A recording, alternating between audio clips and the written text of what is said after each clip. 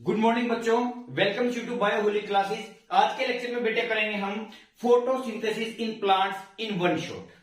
इस एक वीडियो के अंदर बेटा हम इस चैप्टर को कवर करेंगे और उसके साथ साथ ये भी पक्का है कि ये चैप्टर, ये वीडियो देखने के बाद आपका फोटोसिंथेसिस का कोई भी मेडिकल एंट्रेंस एग्जाम में कोई भी क्वेश्चन गलत नहीं होगा। चाहे वो बात मेडिकल की हो या फिर पैरामेडिकल की हो या फिर वो बात हो सीबीएसई या फिर किसी स्टेट बोर्ड एग्जाम की।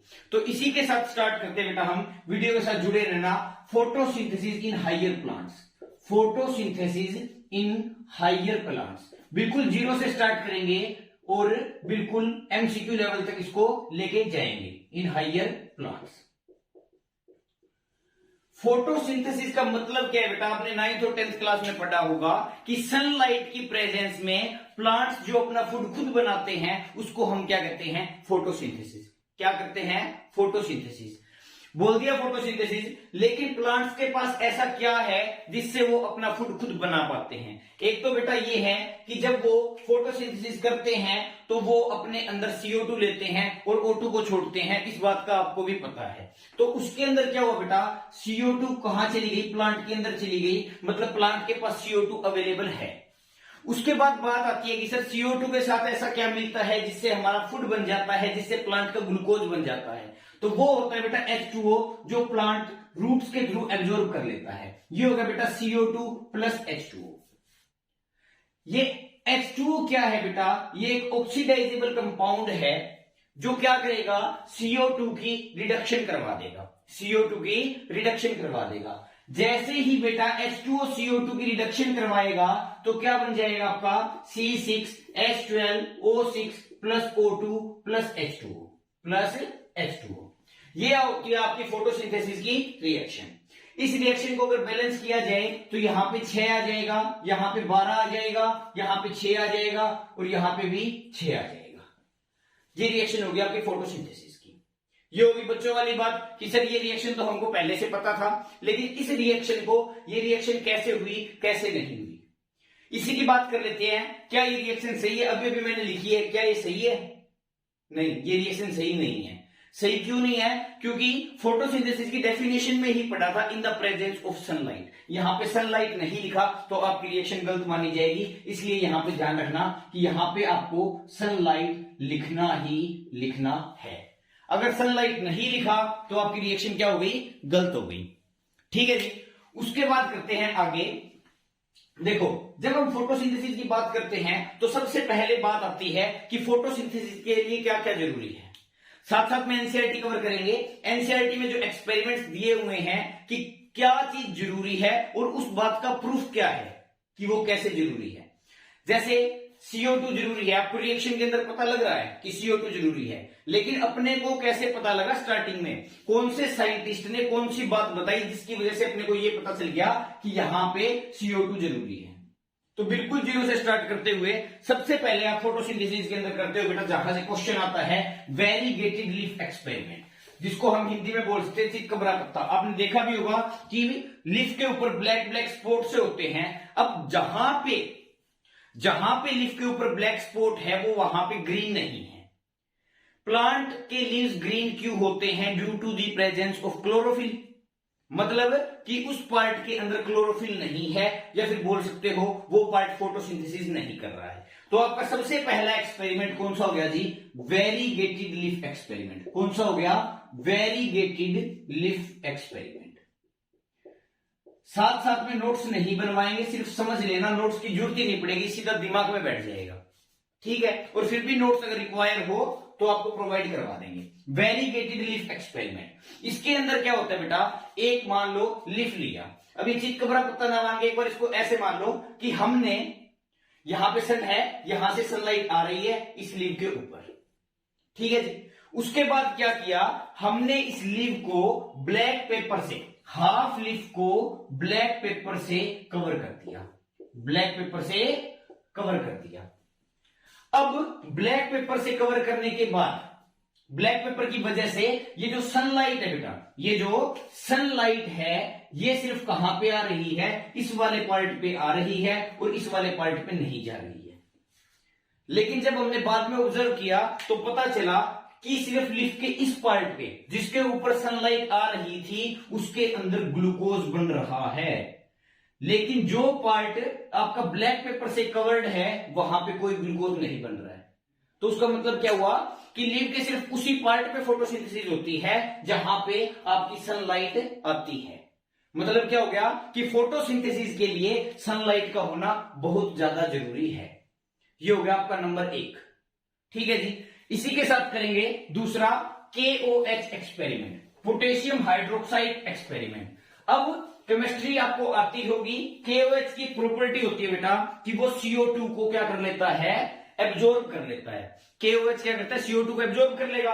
अब मान लो ये पत्ता है, मान लो ये पत्ता है, पत्ते के आप एक पार्ट को, पत्ते के आप एक पार्ट को KOH सॉल्यूशन के अंदर डिप कर दोगे। मान लो ये KOH सॉल्यूशन के अंदर डिप कर दिया। ठीक है जी। यहां पे सनलाइट है, वही चीज, यहां से सनलाइट आ रही है, आ गई। अब यहां पे इसके ऊपर बेटा सनलाइट आ रही है, लेकिन ये पत्ता यहां पे KOH के अंदर हमने डिप कर रखा है। अभी अभी मैंने बताया कि KOH क्या करेगा, CO2 को एब्जॉर्ब कर लेगा। तो KOH जहां पे है वहां पे KOH कोई CO2 नहीं छोड़ेगा, क्योंकि CO2 सारी कहां गई, KOH ने एब्जॉर्ब कर ली। बाद में जब उस लीफ को ऑब्जर्व किया तो पता चला कि जो दूसरे वाला पोर्शन है जो KOH में डिप नहीं कर रखा है वहां पर तो ग्लूकोज बनी है, लेकिन जो पार्ट KOH के अंदर डिप कर रखा था बेटा उसके अंदर कोई ग्लूकोज नहीं बनी। क्यों? क्योंकि KOH ने CO2 को एब्जॉर्ब कर लिया। उससे हमको यह पता चला कि फोटोसिंथेसिस के लिए CO2 का होना जरूरी है। जब भी इसी पार्ट में तो फोटोसिंथेसिस नहीं हुई, लेकिन जहां पे KOH नहीं था वहां पे फोटोसिंथेसिस हो गई और ग्लूकोज बन गया। ठीक है जी। उसके बाद ये हो गए 2 एक्सपेरिमेंट। उसके बाद आई साइंटिस्ट की बारी। तो इस चैप्टर के अंदर बेटा आपको CBSE और कंपटीशन के अकॉर्डिंग सिर्फ 5 साइंटिस्ट के नाम अच्छे से याद रखने हैं। बिल्कुल टिप्स पे आपको वो होने चाहिए, क्योंकि उनके ऊपर काफी बार MCQ आ जाता है। अब आप उनको याद कैसे करेंगे, उनको रटना नहीं है, आपको सिर्फ नाम बताऊंगा, लेकिन जब आपको उनके नाम याद हो जाएंगे तो उसका फंक्शन उसके नाम से ही निकाल देंगे। इसको चाहे ट्रिक कह लो चाहे तरीका कह लो, मर्जी आपकी है। देखेंगे सबसे पहले नाम जोसेफ प्रिस्टले। क्या है? Joseph Presley. ठीक है जी। जोसेफ प्रिस्टले हो गया। अब मैंने बताया नाम से फंक्शन निकाल देंगे। कैसे निकाल देंगे अब ये देखना। जोसेफ प्रिस्टले नाम का एक साइंटिस्ट था। P for Presley, P for पुजारी, P for Presley, P for पुजारी। तो प्रिस्टले को हमने क्या बना दिया, पुजारी। था तो साइंटिस्ट लेकिन बना क्या दिया, पुजारी। क्यों? याद करने के लिए। पुजारी हो गया वो। पुजारी के हाथ में बेटा क्या होती है, घंटी। क्या होती है? घंटी। घंटी को इंग्लिश में क्या कहते हैं, बेल। क्या कहते हैं? बेल। तो उसका मतलब क्या हुआ कि जोसेफ प्रिस्टले ने जो एक्सपेरिमेंट दिया था वो कौन सा था, बेल जार एक्सपेरिमेंट। कौन सा था? Bell jar experiment.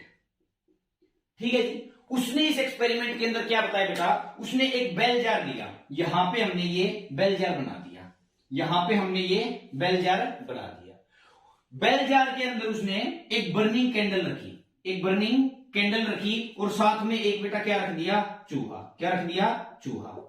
ये तो हो गया बेटा आपका माउस, और ये क्या हो गया बेटा आपका बर्निंग कैंडल। क्या हो गया? Burning candle. और उसने उसको बेल जार को बंद कर दिया और छोड़ दिया। कुछ देर के बाद ऑब्जर्व हुआ कि वो चूहा भी मर गया और वो मोमबत्ती भी बुझ गई।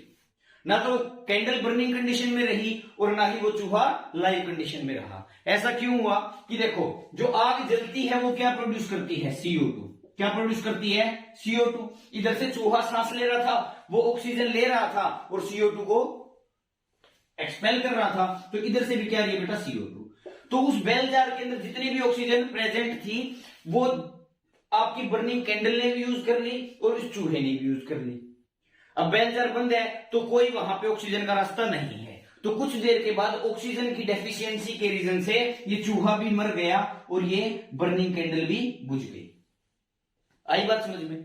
लेकिन उसने फिर बाद में क्या किया कि उसी बेल जार के अंदर उसने एक और बेल जार लिया, उसके अंदर क्या किया, एक बर्निंग कैंडल को रखा,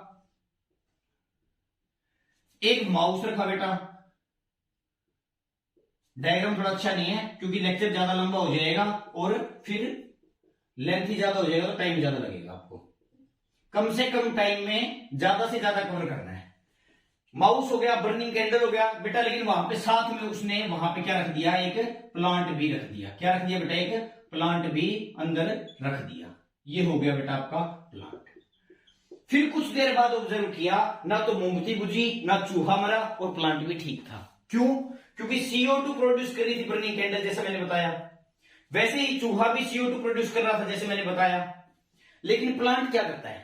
प्लांट करता है CO2 को एब्जॉर्ब करता है और O2 को छोड़ता है। कब? सिर्फ फोटोसिंथेसिस में। देखो, रेस्पिरेशन चाहे कोई कर रहा हो, चाहे प्लांट्स कर रहे हो, चाहे एनिमल्स कर रहे हो, एक ही रूल है, ऑक्सीजन लेगा, CO2 छोड़ेगा। लेकिन प्लांट्स दिन के टाइम में जो फोटोसिंथेसिस करते हैं, दिन के टाइम में जो फोटोसिंथेसिस करते हैं, क्योंकि दिन में ही होगी, सनलाइट कब होती है? दिन में ही होती है, तो वो फोटोसिंथेसिस करेंगे। उस टाइम क्या होगा? वो O2 को एक्सपेल कर रहे हैं, रात को नहीं करते। रात को प्लांट फोटोसिंथेसिस नहीं करते, सिर्फ क्या करते हैं? रेस्पिरेशन करते हैं, क्योंकि सनलाइट तो है नहीं। तो इसीलिए बोलते हैं कि पेड़ के नीचे रात को नहीं सोना चाहिए, क्योंकि रात को पेड़ ऑक्सीजन नहीं देता है। अब यहां पे बात की जाए, ये प्लांट क्या छोड़ रहा था बेटा? O2। बर्निंग कैंडल को और चूहे को O2 मिलती रहेगी, किससे? पौधे से, प्लांट से। और प्लांट को CO2 चाहिए, तो प्लांट को CO2 मिलती रहेगी कहां से? बर्निंग कैंडल से और आपके चूहे से। तो एक तरीके से इन तीनों का बैलेंस बन जाएगा। बैलेंस बन जाएगा, ना मोमबत्ती बुझेगी, ना चूहा मरेगा और प्लांट भी सही रहेगा। यह था आपका जोसेफ प्रिस्टले का एक्सपेरिमेंट। क्लियर है इतनी बात? इसको नोट डाउन कर लो। और साथ में ये बात ध्यान रखना कि आपको कैसे, P4 पुजारी, पुजारी घंटी, बेल, बेल जार एक्सपेरिमेंट, बस इस तरीके से याद करोगे। उसके बाद आएगा बेटा आपका नेक्स्ट साइंटिस्ट।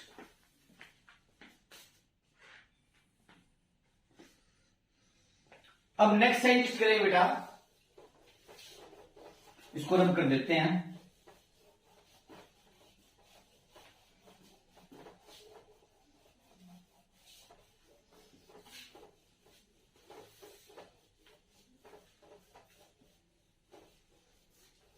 दूसरा साइंटिस्ट है बेटा आपका जूलियस बोन सैक्स। कौन सा है? Julius bone सैक्स।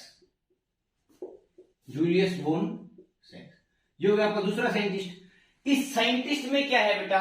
S फॉर सैक्स, S for sack, S for sack. Sack को इंग्लिश में क्या, हिंदी में क्या बोलते हो? सैक तो इंग्लिश में ही हो गया, क्या बोलते हो? बोरी। क्या बोलते हो? बोरी। घर पे बोरी लाते हैं आप किस चीज की? चीनी की। किसकी बोरी लाते हैं बेटा? चीनी की। चीनी की बोरी लाए हम। अब चीनी का केमिकल फॉर्मूला क्या है? सुक्रोज। क्या है? सुक्रोज। लेकिन फोटोसिंथेसिस के केस में आपको चीनी को याद करने के लिए क्या मान लेना है? ग्लूकोज। मतलब शुगर की आपको सिंपलेस्ट फॉर्म लेनी है, वो क्या होगी बेटा? आपकी ग्लूकोज। सिर्फ याद करने का तरीका है। अब जूलियस बोन सैक्स के हिसाब से क्या मतलब था? वो कह रहा था कि जहां भी फोटोसिंथेसिस होती है ना, जहां भी फोटोसिंथेसिस होती है वहां पे ग्लूकोज बनता है, वहां पे ग्लूकोज बनता है। इतनी बात क्लियर है? बस इसका छोटा सा एक्सपेरिमेंट था, सिर्फ ये यही बताना चाह रहा था कि फोटोसिंथेसिस के अंदर क्या बनता है बेटा? आपका ग्लूकोज बनता है। उसके बाद आपका बेटा नेक्स्ट साइंटिस्ट आता है TW एंगलमैन। क्या आता है? TW Engelmann. TW Engelmann. अब इससे आपको क्या याद रखना है बेटा? एंगलमैन। एंगल से आप याद रखोगे बेटा एंगल। क्या याद रखोगे? एंगल की एक एंगल होता है। एंगल किसके अंदर होता है बेटा? जब आपने फिजिक्स और केमिस्ट्री के अंदर पढ़ा होगा, जब लाइट प्रिज्म के अंदर से जाती है तो वो डिफरेंट एंगल पे क्या बनाती है? विबग्योर। क्या बनाती है? विबग्योर। इसने भी कुछ ऐसा ही बताया कि जब सनलाइट आती है तो वहां पे क्या बन जाता है? स्पेक्ट्रम बन जाता है। और क्या बन जाता है? विबग्योर। क्या बन जाता है बेटा? विबग्योर। तो ये कहना चाह रहा था कि जैसे ही सनलाइट आई, जैसे ही सनलाइट आई, वो एटमॉस्फेयर की वजह से क्या बना लेती है बेटा? विबग्योर। क्या बना लेती है? विबग्योर। अब अलग अलग कलर्स की, विबग्योर का मतलब क्या हुआ? Violet, indigo, blue, green, yellow, orange, red. तो हर एक कलर की अलग अलग वेवलेंथ होती है। ठीक है? तो फोटोसिंथेसिस बेटा डिपेंड करती है कि आपकी लाइट की वेवलेंथ क्या है। अब टोटल भी क्वेश्चन आ जाते हैं कई बार कि विबग्योर की रेंज कितनी होती है? विबग्योर की रेंज होती है बेटा 400 नैनोमीटर से 700 नैनोमीटर तक। कितनी होती है? 400 नैनोमीटर से 700 नैनोमीटर तक। ठीक है जी।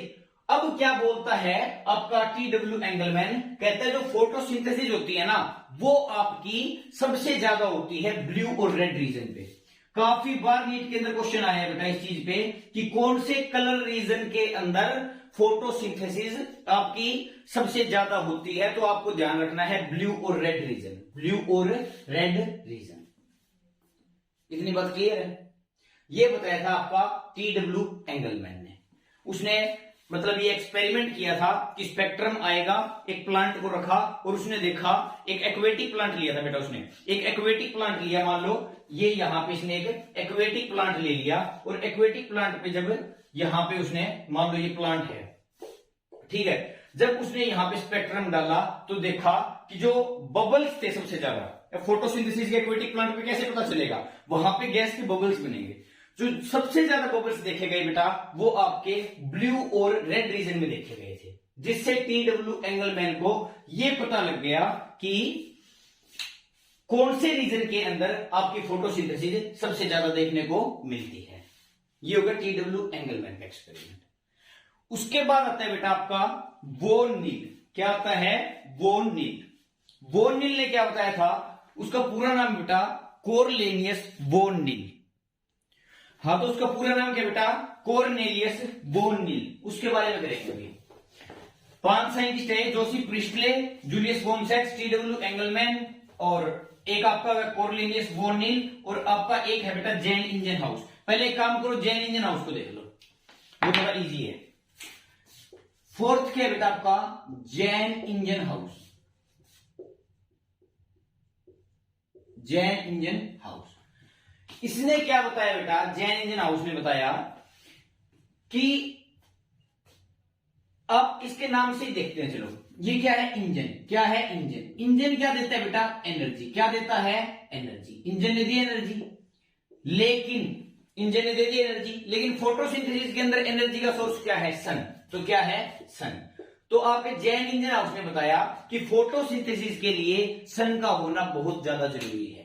मतलब अगर सनलाइट नहीं होगी तो फोटोसिंथेसिस नहीं होगा। जैसे हमने वेरीगेटेड लीफ एक्सपेरिमेंट किया था, वैसा ही कुछ एक्सपेरिमेंट किया था जैन इंजनहाउस ने, जिसके अंदर उसने भी एक एक्वेटिक प्लांट लिया था। एक एक्वेटिक प्लांट के कुछ पार्ट को सनलाइट के एक्सपोजर में रख दिया और कुछ को सनलाइट से कवर कर दिया, मतलब किसी तरीके से सनलाइट उस प्लांट के पार्ट पे नहीं आ रही थी। तो जिस पार्ट पे बेटा सनलाइट आ रही थी वहां पे तो गैस के बबल देखने को मिले, लेकिन जहां पे सनलाइट नहीं आ रही थी वहां पे गैस के बबल नहीं देखने को मिले। मतलब O2 वहीं पे ही प्रोड्यूस हो रही थी जहां पे सनलाइट है। तो इसका मतलब क्या हुआ कि सनलाइट का होना बहुत ज्यादा जरूरी है। यही एक्सपेरिमेंट दिया था आपके जैन इंजनहाउस ने। क्लियर है बात? ये हो गए 4 साइंटिस्ट। साइंटिस्ट के नाम याद रखना, जोसेफ प्रिस्टले, जैन इंजनहाउस, आपका जूलियस बोनसेक्स और TW एंगलमैन। अब 5वां है बेटा आपका लास्ट, जो आपको याद रखना है, कोरनेलियस वोन नील। कोरनेलियस वोन नील। कोरनेलियस वोन नील ने क्या बताया था बेटा? कोरनेलियस वोन नील ने बताया था कि पानी का होना बहुत ज्यादा जरूरी है। पानी का होना बहुत ज्यादा जरूरी है। देखो N फोर नल। क्या बेटा? N फोर नल, N फोर नील, N फोर नल। नल से क्या आता है बेटा? पानी। तो इस तरीके से इसको याद रखोगे कि फोटोसिंथेसिस के लिए पानी का होना बहुत ज्यादा जरूरी है। अभी आपको इजी लग रहा है कि ये ऐसे ही बिना ट्रिक के यूज कर लेंगे, लेकिन जब नीट का पेपर देने जाओगे तो सिलेबस बहुत वाइड दिमाग में होगा, फिजिक्स भी होगी, केमिस्ट्री भी होगी, बायो भी होगी। उस टाइम पे अगर एकदम से क्वेश्चन आ जाता है कि इस साइंटिस्ट ने क्या एक्सपेरिमेंट दिया था, वहां पे आपको सोचने में कम से कम 2 से 3 मिनट लग गए तो आपके बाकी क्वेश्चन को नुकसान हो जाएगा, टाइम मैनेजमेंट बिगड़ेगी और सिलेक्शन नहीं होगा। इसलिए आपको ये इनके सरनेम से ये चीज याद रखनी है ताकि आपके माइंड में जस्ट 1 सेकंड में ये चीज आ जाए। इसने बताया कि बेटा, इसने बताया कि पानी का होना बहुत ज्यादा जरूरी है फोटोसिंथेसिस के अंदर। मतलब CO2 के साथ अगर H2O नहीं मिली तो C6H12O6 plus O2 plus H2O नहीं बनेगा। इसकी बात ठीक थी, बिल्कुल 100% ठीक है। यहां पे लिख दिया सनलाइट जमा, ठीक है भाई, कोई दिक्कत नहीं है, ठीक है। इसका एक्सपेरिमेंट समझ में आ गया, एक्सप्लेनेशन देने की जरूरत ही नहीं है, क्योंकि H2O नहीं होगा तो CO2 को कोई रिड्यूस नहीं करेगा। लेकिन यहां पे दो एक्सेप्शन है बेटा, आपको दो एग्जांपल याद रखने हैं जहां पे आपका बहुत बार क्वेश्चन आता है। उन एग्जांपल को मैं सबसे पहले लिख देता हूं बेटा। एक तो है आपका ग्रीन सल्फर बैक्टीरिया।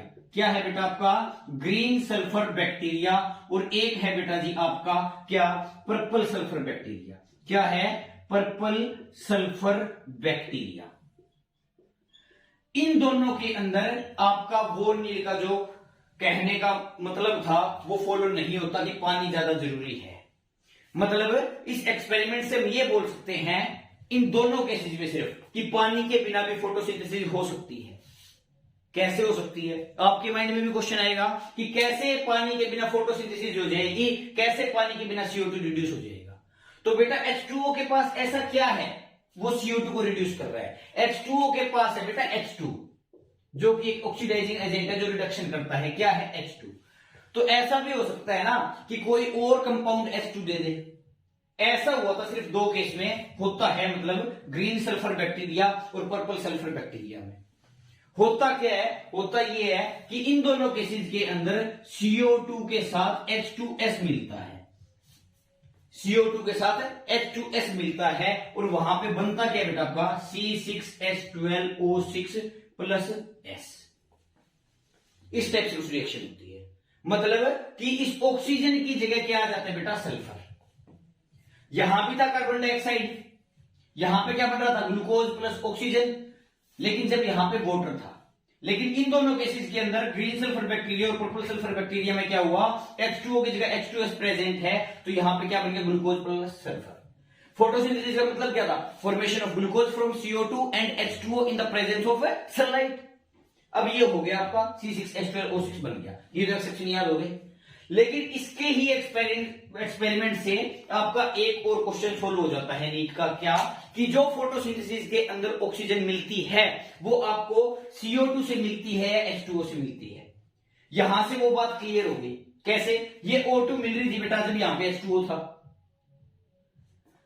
अगर CO2 से मिलती ना ये O2, तो O2 यहां पे भी तो बनती, क्योंकि CO2 तो यहां पे भी है, नीचे वाली रिएक्शन में भी है। लेकिन यहां पे क्या हुआ? ऑक्सीजन की जगह क्या मिला? सल्फर। तो आपका सिंपल क्लियर हो गया कि जो ऑक्सीजन इवोल्व आउट होती है फोटोसिंथेसिस के अंदर, वो कौन इवोल्व आउट करता है बेटा? आपका H2O। क्या? H2O। तो फोटोसिंथेसिस के अंदर ऑक्सीजन डोनर कौन है? MCQ आ सकता है। फोटोसिंथेसिस के अंदर ऑक्सीजन डोनर कौन है? आपका CO2 या फिर H2O। आप क्या बोलोगे? H2O। ये हो गया आपका कॉर्नेलियस बोर्नियर का एक्सपेरिमेंट। पांचों के पांचों आपके साइंटिस्ट के जो एक्सपेरिमेंट है बेटा वो हो चुके हैं। लेकिन एक कमाल की बात आपको मैं बताता हूं। देखो हमने ये रिएक्शन की, बार बार बोल रहे हैं in the presence of sunlight, in the presence of sunlight, in the presence of sunlight. क्यों? सनलाइट का कहां यूज कर रहे हैं? सिंपल बोल रहे हैं कि H2O ने CO2 को रिड्यूस किया, ग्लूकोज बन गया। H2O प्रेजेंट है तो O2 बन जाएगा, H2S प्रेजेंट है तो सल्फर बनेगा।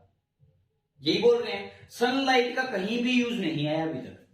और मेन डेफिनेशन में बोला जाता है the formation of food in the presence of sunlight, in the presence of sunlight. कहीं भी ऐसे नहीं बोलते कि in the presence of CO2, in the presence of H2O। उस सनलाइट को इतना मेंशन क्यों किया गया है? बात है ये। इस चीज को करते हैं अब हम डिटेल में, बिल्कुल फोटोसिंथेसिस कितने पार्ट से बनी हुई है, कैसे उसका मैकेनिज्म होता है, कैसे सब होता है। तो इतना क्लियर हो गया होगा बेटा। साथ साथ आप इसको अच्छे से देखते जाओ, याद ही हो जाएगा।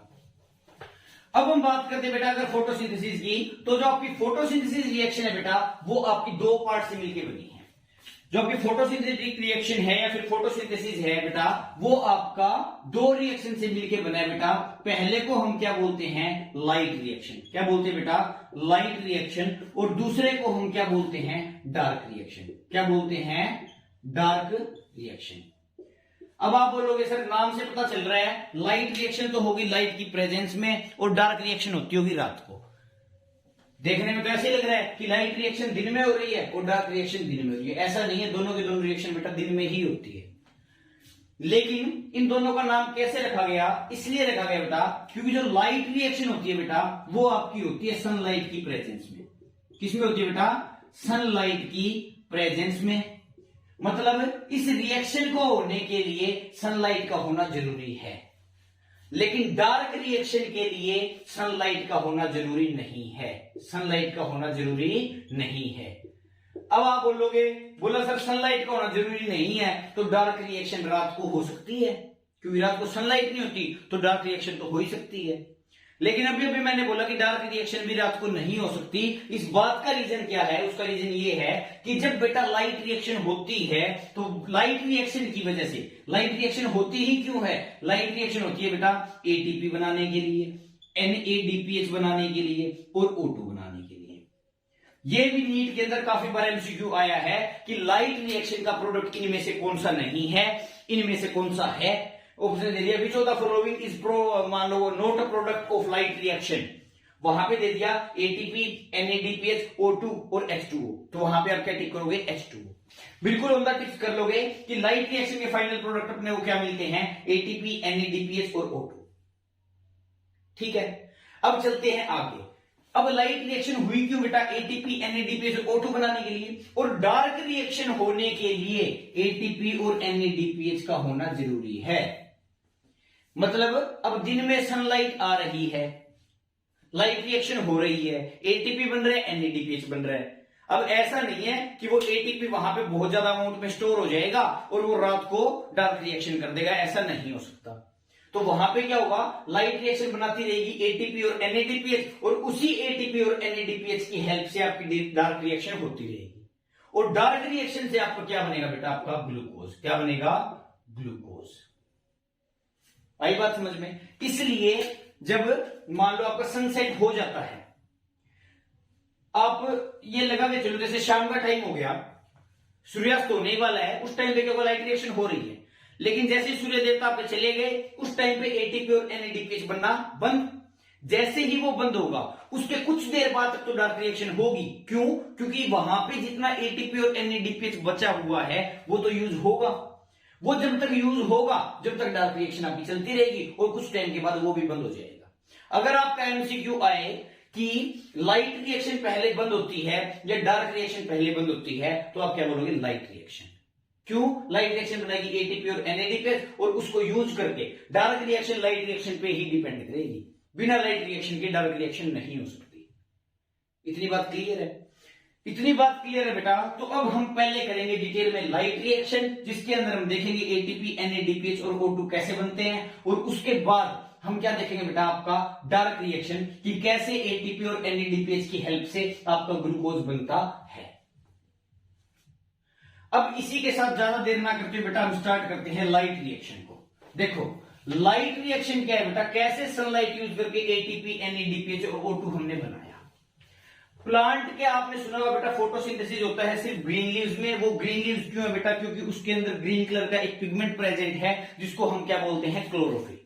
और क्लोरोफिल कहां पे मिलता है बेटा? अपने को क्लोरोप्लास्ट में। कहां पे मिलता है? क्लोरोप्लास्ट में। मतलब फोटोसिंथेसिस, फोटोसिंथेसिस जो आपका है बेटा वो कौन कर रहा है? Green leaves. कौन कर रहा है? Green leaves. वो ग्रीन लीव्स ग्रीन क्यों है? Due to the presence of chlorophyll. Due to the presence of chlorophyll, यहां पे लिखिए due to the presence of chlorophyll. और क्लोरोफिल कहां प्रेजेंट है बेटा? Is present in chloroplast. तो इसका मतलब क्या हुआ? ग्रीन लीव्स के अंदर क्या होते हैं बेटा? क्लोरोप्लास्ट होते हैं। अब बात आती है सर क्लोरोप्लास्ट क्या होता है? वो आपने सेल के चैप्टर के अंदर पढ़ा हुआ है, लेकिन मैं फिर भी आपको बता देता हूं। क्लोरोप्लास्ट बेटा एक डबल मेम्ब्रेनस क्या होता है? ऑर्गेनेल होता है, जिसके अंदर आपका क्या प्रेजेंट होता है? थाइलेकोइड्स प्रेजेंट होते हैं। इस टाइप से क्या प्रेजेंट होते हैं बेटा? आपके थाइलेकोइड्स प्रेजेंट होते हैं। ऐसे बना दिए, थाइलेकोइड्स बना दिए। थाइलेकोइड का जो स्टैक बन जाता है बेटा, जैसे आपने सिक्के के ऊपर सिक्का रख दिया, सिक्के के ऊपर सिक्का रख दिया, उस पूरे सिक्के की गड्डी को हम क्या बोल देते हैं? ग्रेना। क्या बोल देते हैं? ग्रेना।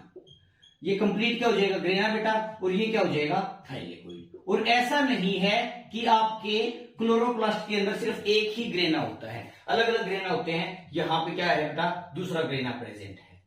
दो ग्रेना को आपस में जोड़ने वाली जो जंजीरें हैं उसको हम क्या बोलते हैं बेटा? स्ट्रोमा लेमले। क्या बोलते हैं? स्ट्रोमा लेमले। इसको बोल दिया बेटा हमने क्या? स्ट्रोमा लेमले। और जो खाली स्पेस बच गया बेटा उसको हमने क्या बोल दिया? Stromal matrix. क्या बोल दिया? Stromal matrix. अभी अभी बेटा मैंने बात की थी क्या? कि जो फोटोसिंथेसिस है, जो फोटोसिंथेसिस है, वो फोटोसिंथेसिस के अंदर दो पार्ट होते हैं। एक तो क्या होता है बेटा आपका लाइट रिएक्शन, और एक क्या होता है बेटा डार्क रिएक्शन। डिफरेंस तो हमने कर लिया था, लेकिन एक और डिफरेंस है कि लाइट रिएक्शन इस क्लोरोप्लास्ट के अंदर कहां पे होती है, ठीक है जी, और डार्क रिएक्शन इस क्लोरोप्लास्ट के अंदर कहां पे होती है, ये चीज करनी है। तो लाइट रिएक्शन होती है बेटा आपकी ग्रेना के अंदर और स्ट्रोमा लेमेले के अंदर। ये भी काफी बार प्रीवियस ईयर क्वेश्चन के अंदर आया है क्या कि आपकी लाइट रिएक्शन क्लोरोप्लास्ट के अंदर कहां होती है। वहां पे आपको ऑप्शन दे दिया स्ट्रोमल मैट्रिक्स, थाइलेकोइड, ग्रेना दे दिया, स्ट्रोमा लेमेले दे दिया। तो वहां पे आपको ऑप्शन देके क्या टिक करना है, ध्यान रखना है कि लाइट रिएक्शन कहां पे होती है बेटा आपकी दो जगह पे होती है। एक तो आपकी ग्रेना के अंदर और एक कहां पे होती है बेटा आपकी स्ट्रोमा लेमेले के अंदर। कहां पे होती है, स्ट्रोमा लेमेले के अंदर। बात आई बेटा डार्क रिएक्शन कहां होती है, तो जितनी भी खाली जगह बचती स्ट्रोमल मैट्रिक्स, वहां पे आपकी क्या होती है बेटा आपकी डार्क रिएक्शन। क्या होती है, डार्क रिएक्शन। इतनी बात समझ में आ गई, तो इसको रब कर देते हैं और आगे पढ़ाते हैं कि कैसे लाइट रिएक्शन होती है। अब आपको यह पता चल गया कि लाइट रिएक्शन कहां पे होती है, वो होती है थाइलेकोइड प्लस कहां पे होती है बेटा आपकी स्ट्रोमा लेमेले के अंदर। अब होगा क्या, सनलाइट आएगी। अब मेरी बात ध्यान से सुनना, बिल्कुल छोटी छोटी बातें हैं। क्लोरोप्लास्ट के अंदर क्लोरोफिल कहां प्रेजेंट होता है, क्लोरोप्लास्ट के अंदर, हमने बोला ना क्लोरोप्लास्ट के अंदर क्लोरोफिल है। तो बेटा क्लोरोप्लास्ट के अंदर क्लोरोफिल कहां प्रेजेंट है, यहां पे लिखेंगे chlorophyll is present in thylakoid membrane. Chlorophyll is present in thylakoid membrane. Thylakoid membrane के अंदर क्या प्रेजेंट है बेटा आपके, क्लोरोफिल आपके प्रेजेंट है। इतनी बात समझ में आ गई। उसके बाद क्या हुआ बेटा, जो क्लोरोफिल पिगमेंट है, क्लोरोफिल क्या है, क्लोरोफिल पिगमेंट है। क्लोरोफिल पिगमेंट होते हैं बेटा चार टाइप के। क्या होते हैं बेटा, चार टाइप के। तो इस क्लोरोफिल के अंदर यहां पे लिख देंगे बेटा हम, क्या होते हैं क्लोरोफिल पिगमेंट। क्या होते हैं, क्लोरोफिल पिगमेंट। और वो कितने टाइप के होते हैं बेटा, चार टाइप के। जिसमें से पहला क्या है बेटा, क्लोरोफिल ए, दूसरा क्या है क्लोरोफिल बी, तीसरा क्या है बेटा एक्जेंथोफिल, और चौथा क्या है कैरोटिनोइड्स। क्या है, कैरोटिनोइड्स। ये हमने लिख दिया इसके चारों पिगमेंट के नाम। बोला सर आपने बता दिया क्लोरोप्लास्ट के अंदर क्लोरोफिल होते हैं। क्लोरोफिल कहां होते हैं, थाइलेकोइड मेम्ब्रेन के अंदर। और क्लोरोफिल के अंदर क्या होता है, क्लोरोफिल पिगमेंट। क्लोरोफिल पिगमेंट कितने होते हैं, मेनली चार टाइप के। कौन कौन से, क्लोरोफिल ए, क्लोरोफिल बी, एक्जेंथोफिल और कैरोटिनोइड्स। अब इन जो आपका क्लोरोफिल पिगमेंट से बेटा इनका काम क्या होता है, उसको ध्यान से सुनेंगे। क्लोरोफिल पिगमेंट आपके बिल्कुल तैयार बैठे रहते हैं ऐसे करके, किसके अंदर, थाइलेकोइड मेम्ब्रेन के अंदर। कि जैसे ही सनलाइट आएगी, लाइट एनर्जी जैसे ही आएगी, वो उस लाइट एनर्जी को ट्रैप कर देंगे और अंदर वाली साइड दे देंगे। क्लोरोफिल पिगमेंट का इतना ही काम है, सनलाइट आई, उसको ट्रैप किया और उसको अंदर वाली साइड दे दिया, बस। ट्रैप अंदर, ये है क्लोरोफिल पिगमेंट का काम। वो लाइट एनर्जी अंदर जाके बेटा केमिकल एनर्जी के अंदर कन्वर्ट हो जाएगी, एट लास्ट एटीपी और एनएडीपीएस बना देगी। बात अभी इधर खत्म नहीं हुई है कि हाँ एटीपी और एनएडीपीएस बन गया, कैसे बनेगा वो बात करेंगे। लेकिन सबसे पहले हमने क्या देख लिया बेटा कि क्लोरोफिल पिगमेंट का काम क्या होता है। आई बात समझ में। अब मान के चलो बेटा, ध्यान से सुनना कि ये क्लोरोफिल पिगमेंट है, इसको मैं रब कर देता हूं, आपको समझ में तो ये क्या होगा कि सारे के सारे ये पिगमेंट कहां प्रेजेंट है, इसकी मेम्ब्रेन के अंदर, थाइलेकोइड की मेम्ब्रेन के अंदर। उसके बाद देखेंगे बेटा कि जो ये पिगमेंट प्रेजेंट होते हैं थाइलेकोइड मेम्ब्रेन के अंदर, जैसे एक तो आप ये मान लो बेटा कि रूम के अंदर सारा, मान लो चीनी का कोई बोरी है और उसको वो कर दिया, सारे रूम में चीनी चीनी होगी फर्श के ऊपर। एक तो ये है, और एक ये है कि चीनी को हमने पॉलीथीन के अंदर पैक करके रख दिया। दोनों केस के अंदर चीनी रूम में ही है। एक तो क्या ऐसे बिखेर दिया उस चीनी को, और एक क्या किया बेटा, उसको पॉलीथीन में डाल के पैक करके चीनी को अलग अलग जगह रख दिया। ठीक है, ये स्टोरी से मान लेना, दो केस है, चीनी को बिखेर दिया, और दूसरा केस क्या है, चीनी को पॉलीथीन में पैक करके रख दिया। लेकिन मेरी ये कंडीशन है कि उस पॉलीथीन के अंदर दो ही टाइप के पॉलीथीन होने चाहिए, एक तो 1 किलो का और एक 2 किलो का। मतलब जो आपने पॉलीथीन पैक किए हैं उसके अंदर दो ही टाइप के पॉलीथीन है, एक 1 किलो का और एक 2 किलो का। आगे बात समझ में। अब उसी बात से मैं आपको बताता हूं, फटाक से समझ में आ जाएगा बेटा। मान लो थाइलेकोइड मेम्ब्रेन है, इसके अंदर ऐसे नहीं होता कि ये क्लोरोफिल पिगमेंट ऐसे पूरे बिखरे हुए हैं, बिल्कुल भी नहीं, ऐसा बिल्कुल भी नहीं होता। जैसे चीनी मैंने भी बिखेरी थी ना, वैसे ही क्लोरोफिल पिगमेंट्स बिखरे होते हैं थाइलेकोइड मेम्ब्रेन के अंदर, ऐसा नहीं होता। वो क्या होते हैं बेटा, प्रॉपर पैक्ड फॉर्म में होते हैं, बिल्कुल पैकेट से बने होते हैं। मान लो ये यहां पे पैकेट बना दिए, उन पैकेट्स को हम बोलते हैं बेटा फोटो सिस्टम। यहां पे ये क्या है, क्लोरोफिल पिगमेंट प्रेजेंट है। मान लो ये क्या प्रेजेंट है, क्लोरोफिल पिगमेंट, ठीक है जी। और यहां पे ये क्या प्रेजेंट है आपका, मान लो ये जो पैकेट है इसको हमने क्या बोल दिया, फोटो सिस्टम। क्या बोल दिया, फोटो सिस्टम। थाइलेकोइड मेम्ब्रेन के अंदर क्लोरोफिल पिगमेंट जहां पे प्रेजेंट होगा उसको क्या बोल दिया आपको, फोटो सिस्टम। अब एक बात और ध्यान रखना, अभी भी मैंने बोला था कि मेरी एक कंडीशन है, पॉलीथीन सिर्फ दो टाइप के होंगे, या तो 1 किलो या 2 किलो। तो थाइलेकोइड मेम्ब्रेन के अंदर भी बेटा जो पैकेट्स बनते हैं क्लोरोफिल पिगमेंट के, वो दो ही टाइप के होते हैं। इसीलिए फोटो सिस्टम को हमने बेटा दो पार्ट में डिवाइड कर दिया। एक को हमने क्या बोल दिया, फोटो सिस्टम 1 PS1, और एक को हमने क्या बोल दिया बेटा, PS2। 1 किलो चीनी वाला, 2 किलो चीनी वाला, ऐसे याद रख लोगे, रख लिया। फोटो सिस्टम के दो पार्ट हो बेटा, PS1 और PS2। अब कई बार क्वेश्चन आ जाता है कि जो फोटो सिस्टम की नंबरिंग की गई है 1 या 2, वो किस बेसिस पे की गई है, उनके फंक्शंस के बेसिस पे की गई है या इन्वेंट्री के बेसिस पे की गई है। इन्वेंट्री का मतलब है कि पहले आविष्कार किसका हुआ था। तो मैं आपको बता दूं, वहां पे आप टिक करोगे अकॉर्डिंग टू फंक्शंस। फंक्शंस के बेसिस पे बेटा हमने इसको डिवाइड किया है, इन्वेंट्री के बेसिस पे नहीं किया है। क्यों, हुआ क्या था कि पहले PS2 डिस्कवर हुआ था और बाद में PS1 का पता चला था। पहले PS2 डिस्कवर हुआ था और बाद में PS1 का पता चला था। तो डिस्कवरी के अगर अकॉर्डिंग होता बेटा, तो पहले वाले को हम क्या बोलते, PS1, और दूसरे वाले को क्या बोलते, PS2, ऐसा ही बोलते। लेकिन ऐसा नहीं है, इनको किस बेसिस पे नेम दिया गया है, इनकी इन्वेंट्री के बेसिस पे, कि पहले कौन सा डिस्कवर हुआ था और बाद में डिस्कवरी नहीं, फंक्शंस के बेसिस पे, सॉरी, फंक्शंस के बेसिस पे इनको नेमिंग दी गई है। डिस्कवरी तो पहले किसकी हुई थी बेटा, PS2 की, और उसके बाद में किसकी हुई थी, PS1 की। आ गई बात समझ में। अब होता क्या है एक्चुअल कंडीशन में, जब फोटो सिस्टम काम करता है बेटा, तो वहां पे दोनों फोटो सिस्टम काम करते हैं। पहले काम करता है कौन सा, PS2, और बाद में कौन सा काम करता है बेटा आपका, PS1।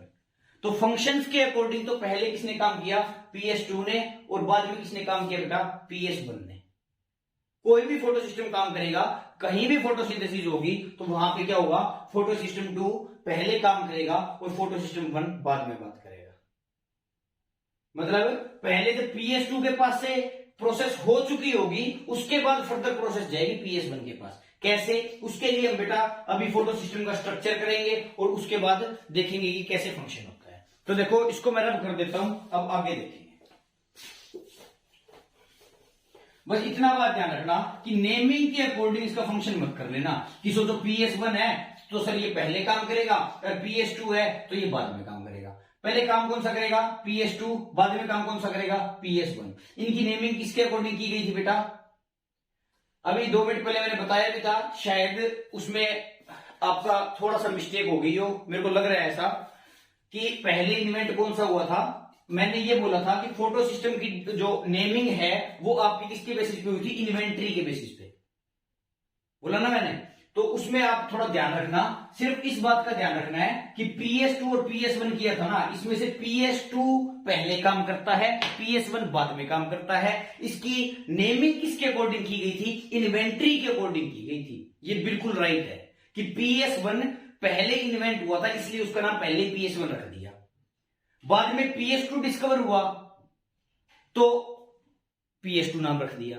लेकिन बाद में पता चला रिसर्च के अकॉर्डिंग कि पहले PS2 काम करता है, बाद में PS1 काम करता है। इस तरीके से याद रखोगे आप, ठीक है। बाकी आपको याद रह जाएगा, इसके फंक्शन करने के बाद भूलने की कोई गुंजाइश रहेगी ही नहीं।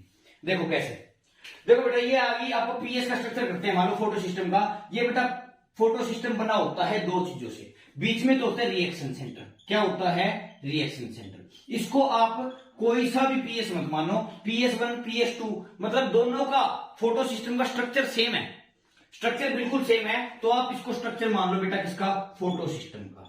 किसका, फोटो सिस्टम का। मान लिया फोटो सिस्टम का स्ट्रक्चर है, और उसके जो सेंटर में प्रेजेंट होता है बेटा वो क्या होता है, रिएक्शन सेंटर। क्या होता है, रिएक्शन सेंटर। साइड में इसके क्या प्रेजेंट होते हैं बेटा, दोनों साइड में LHC प्लस प्रोटीन। क्या होते हैं बेटा, LHC प्लस प्रोटीन, या फिर आप ये बोल सकते हो कि साइड में क्या प्रेजेंट होते हैं, LHC। ये हो गए आपके LHC, लाइट हार्वेस्टिंग कॉम्प्लेक्स। क्या हो गए बेटा आपके, लाइट हार्वेस्टिंग कॉम्प्लेक्स। स्ट्रक्चर को समझना जरूरी है, फंक्शन को डिटेल से करने की। लाइट हार्वेस्टिंग कॉम्प्लेक्स, और इसको भी हमने क्या बोल दिया बेटा, LHC। अब बात आती है, बोला सर लाइट हार्वेस्टिंग कॉम्प्लेक्स किस किस चीज से बना हुआ है, तो वो बना होता है बेटा आपका क्लोरोफिल पिगमेंट। इसके अंदर LHC के अंदर बेटा सारे पिगमेंट होते हैं, चारों के चारों, chlorophyll pigments plus protein, plus protein. अब आपको छोटी सी बात लग रही होगी, सर आपने यहाँ पे प्रोटीन लिख दिया, ठीक है, लेकिन ये भी क्वेश्चन आया है कि आपका LHC किस किस चीज से बना हुआ है, तो एक ऑप्शन के अंदर ये दिया हुआ था, chlorophyll pigments plus protein plus DNA। अब प्रीवियस ईयर क्वेश्चन जब प्रैक्टिस करोगे तो आपका एक एक क्वेश्चन आपके आगे आ जाएगा। हर एक क्वेश्चन जो मैं बता रहा हूं वो आपके एग्जाम्स के अंदर, नीट के अंदर पहले आया हुआ है, चाहे वो 2017 की बात हो चाहे 2015 की बात हो, कहीं ना कहीं वो क्वेश्चन आया है। यहां पे मैंने क्या बोला, आपको ध्यान रखना है कि सिर्फ LHC किससे बना हुआ है, क्लोरोफिल पिगमेंट्स प्लस प्रोटीन। एक ऑप्शन के अंदर आया हुआ था प्लस DNA, वो ऑप्शन मत लगा देना, LHC के अंदर DNA नहीं होता है, बिल्कुल भी नहीं होता है, काटा। आ गई बात समझ में। अब बात आ गई LHC की, दो गई बात। सर रिएक्शन सेंटर में क्या होता है बेटा, रिएक्शन सेंटर के अंदर सिर्फ एक मॉलिक्यूल होता है, वो भी किसका, क्लोरोफिल A का। किसका बेटा, क्लोरोफिल A का, क्लोरोफिल A का, ठीक है। अब होगा क्या, यहां से बेटा सनलाइट आई, यहां से सनलाइट आई। अब एक बात ध्यान रखना, जब हमने फोटो सिस्टम का, चाहे फोटो सिस्टम 1 हो चाहे 2, स्ट्रक्चर तो मैंने सेम बता दिया। बोला सर ये डिफरेंस कहां पे आया, फिर फोटो सिस्टम और फोटो सिस्टम 1 और 2 में डिफरेंस क्या है। डिफरेंस ये है बेटा कि फोटो सिस्टम 1 के अंदर, फोटो सिस्टम 1 के अंदर और फोटो सिस्टम 2 के अंदर जो लाइट की वेवलेंथ होती है, मतलब कि फोटो सिस्टम 1 किस वेवलेंथ की लाइट को एब्जॉर्ब करेगा और फोटो सिस्टम 2 किस वेवलेंथ की लाइट को एब्जॉर्ब करेगा, वो पता चलता है। तो आपका बेटा जो PS1 है, तो PS1 के अंदर आपकी जो बेटा वेवलेंथ होती है, जो PS1 लाइट एब्जॉर्ब करेगा, बस यही एक डिफरेंस है। जो PS1 आपकी जो लाइट एब्जॉर्ब करता है वो होती है बेटा आपकी 680 नैनोमीटर की। मतलब फोटो सिस्टम 1 जो लाइट एब्जॉर्ब करेगा उसकी मैक्सिमम जो आपकी वेवलेंथ है वो कितनी होगी बेटा, 680 नैनोमीटर। और आपका जो PS2 है बेटा, वो आपकी जो लाइट एब्जॉर्ब करेगा वो कितने की करेगा, 700 नैनोमीटर। स्टार मार्क कर लेना, बहुत बार क्वेश्चन आ जाता है कि PS1 कितनी वेवलेंथ की लाइट एब्जॉर्ब करता है, PS2 कितनी वेवलेंथ की लाइट एब्जॉर्ब करता है। करेगा लाइट ही एब्जॉर्ब, डिफरेंस सिर्फ कहां पे है कि कितनी वेवलेंथ की लाइट एब्जॉर्ब कर रहा है। अब फंक्शन करते हैं बेटा PS2 का, PS2 का नहीं मतलब फोटो सिस्टम का, दोनों का सेम नहीं है। अब देखो यहां पे मान लो बेटा सनलाइट है, ये सनलाइट आएगी ना, ये सनलाइट आएगी, तो ये सबसे पहले आएगी लाइट हार्वेस्टिंग कॉम्प्लेक्स पे। कहां पे आएगी बेटा, लाइट हार्वेस्टिंग कॉम्प्लेक्स पे। ये लाइट हार्वेस्टिंग कॉम्प्लेक्स क्या करेंगे, ये लाइट हार्वेस्टिंग कॉम्प्लेक्स उस लाइट को मैंने बताया था ट्रैप करेंगे और अंदर वाली साइड दे देंगे। तो इस लाइट हार्वेस्टिंग कॉम्प्लेक्स ने क्या किया बेटा, इस लाइट को ट्रैप किया और किसको दे दिया, रिएक्शन सेंटर को दे दिया। ये हो गया आपका लाइट हार्वेस्टिंग कॉम्प्लेक्स का काम। लाइट ट्रैप की। अब 4 पिगमेंट है क्लोरोफिल के, अलग अलग पिगमेंट अलग अलग वेवलेंथ की लाइट को एब्जॉर्ब करते हैं। अलग अलग पिगमेंट अलग अलग वेवलेंथ की लाइट को एब्जॉर्ब करते हैं। सारी लाइट को जो एब्जॉर्ब कर सकते हैं वो करेंगे और कहां पे दे देंगे, रिएक्शन सेंटर। अब रिएक्शन सेंटर से वो कहां पे आई वेवलेंथ, मतलब जो आपकी लाइट है उसकी जो एनर्जी है वो सारी की सारी कहां पे आई, क्लोरोफिल ए के पास। क्लोरोफिल पे ए पहले आराम से बैठा था, उसके पास एनर्जी आई। एनर्जी आने से क्या होता है, केमिस्ट्री में पढ़ा होगा, आउटर ऑर्बिटल में जो इलेक्ट्रॉन्स होते हैं उनके ऊपर जब एनर्जी आती है तो वो ज्यादा एक्सेसिव एनर्जी की वजह से क्या कर जाते हैं बेटा, जो आपके इलेक्ट्रॉन्स हैं वो आपके आउटर ऑर्बिटल्स के अंदर कूद जाते हैं। आई बात समझ में। तो वैसे ही क्लोरोफिल ए के पास एनर्जी ज्यादा आ गई, जैसे ही क्लोरोफिल ए के पास एनर्जी आएगी, सनलाइट से एनर्जी आई लाइट हार्वेस्टिंग कॉम्प्लेक्स के पास, लाइट हार्वेस्टिंग कॉम्प्लेक्स ने एनर्जी दी क्लोरोफिल ए को। जैसे ही क्लोरोफिल ए के पास एनर्जी ज्यादा आएगी, इसका जो इलेक्ट्रॉन है वो ऊपर कूद जाएगा, मतलब इलेक्ट्रॉन क्या हो जाएगा बेटा, एक्साइट हो जाएगा। इलेक्ट्रॉन क्या हो जाएगा बेटा आपका यहाँ पे एक्साइट हो जाएगा, और वो इलेक्ट्रॉन एक्साइट होके ऊपर कहां पे चला जाएगा, इलेक्ट्रॉन एक्सेप्टर के पास। कहां पे चला जाएगा बेटा, इलेक्ट्रॉन एक्सेप्टर के पास। इतनी बात समझ में आ गई। अब हम करते हैं सीरीज में फोटो सिस्टम। फोटो सिस्टम 2 कैसे काम करेगा। जनरल फंक्शन यही रहेगा कि एलएचसी के पास लाइट आएगी, क्लोरोफिल ए के पास जाएगी। ये क्लोरोफिल ए ही होता है रिएक्शन सेंटर में, चाहे वो PS1 हो चाहे PS2 हो। वहां से इलेक्ट्रॉन एक्साइट होगा और कहां पे चला जाएगा, इलेक्ट्रॉन एक्सेप्टर के पास। इस एक टॉपिक से आपके जेड स्कीम भी कंप्लीट हो जाएगा, स्प्लिटिंग ऑफ वाटर भी कंप्लीट हो जाएगा, एनसीईआरटी के अंदर दिया हुआ है। आपको फोटो सिस्टम भी कंप्लीट हो जाएगा, साइक्लिक फॉस्फोराइलेशन भी कंप्लीट हो जाएगा, नॉन साइक्लिक फोटोफॉस्फोराइलेशन भी कंप्लीट हो जाएगा। 5 के 5 टॉपिक एक इस टॉपिक से कंप्लीट हो जाएंगे। कैसे, वो अब आप बोर्ड पे देखो। इतनी बात तो समझ में आ गई होगी कि फोटो सिस्टम बेसिकली काम कैसे करता है। मतलब एनर्जी आती है एलएचसी के पास, फिर रिएक्शन सेंटर के पास, फिर क्लोरोफिल ए के एक मॉलिक्यूल के पास जो कहां पे प्रेजेंट है, रिएक्शन सेंटर में, फिर इलेक्ट्रॉन एक्साइट होता है और कहां पे चला जाता है, इलेक्ट्रॉन एक्सेप्टर के पास। उसके बाद क्या होगा, इस फंक्शन को देखेंगे। ऐसे ही बेटा आपकी वन शॉट वीडियो आपके सीबीएसई बोर्ड एग्जाम या फिर नीट से पहले हर एक चैप्टर की वीडियो आपके चैनल पे आ जाएगी। आप इसको देखते रहें, और अब तक चैनल सब्सक्राइब नहीं किया है तो प्लीज चैनल को सब्सक्राइब जरूर कर लें, ताकि आगे आने वाले लेक्चर्स का भी आपको नोटिफिकेशन आ जाए। अब देखो, सनलाइट आई, क्या आई, सनलाइट आई किसके पास आई जी, PS2 के पास। मैंने बताया था ना, अभी बार बार बोल रहा था मैं कि सबसे पहले काम कौन करता है, PS2। कौन काम करता है, PS2। यहां पे मैं अलग से LHC नहीं बनाऊंगा, अलग से रिएक्शन सेंटर नहीं बनाऊंगा, ठीक है जी। यहां पे लिख दिया बेटा मैंने सिंपल PS2 लिख दिया। PS2 क्या करेगा बेटा, PS1 और PS2 की वेवलेंथ जरूर याद रखना, ठीक है।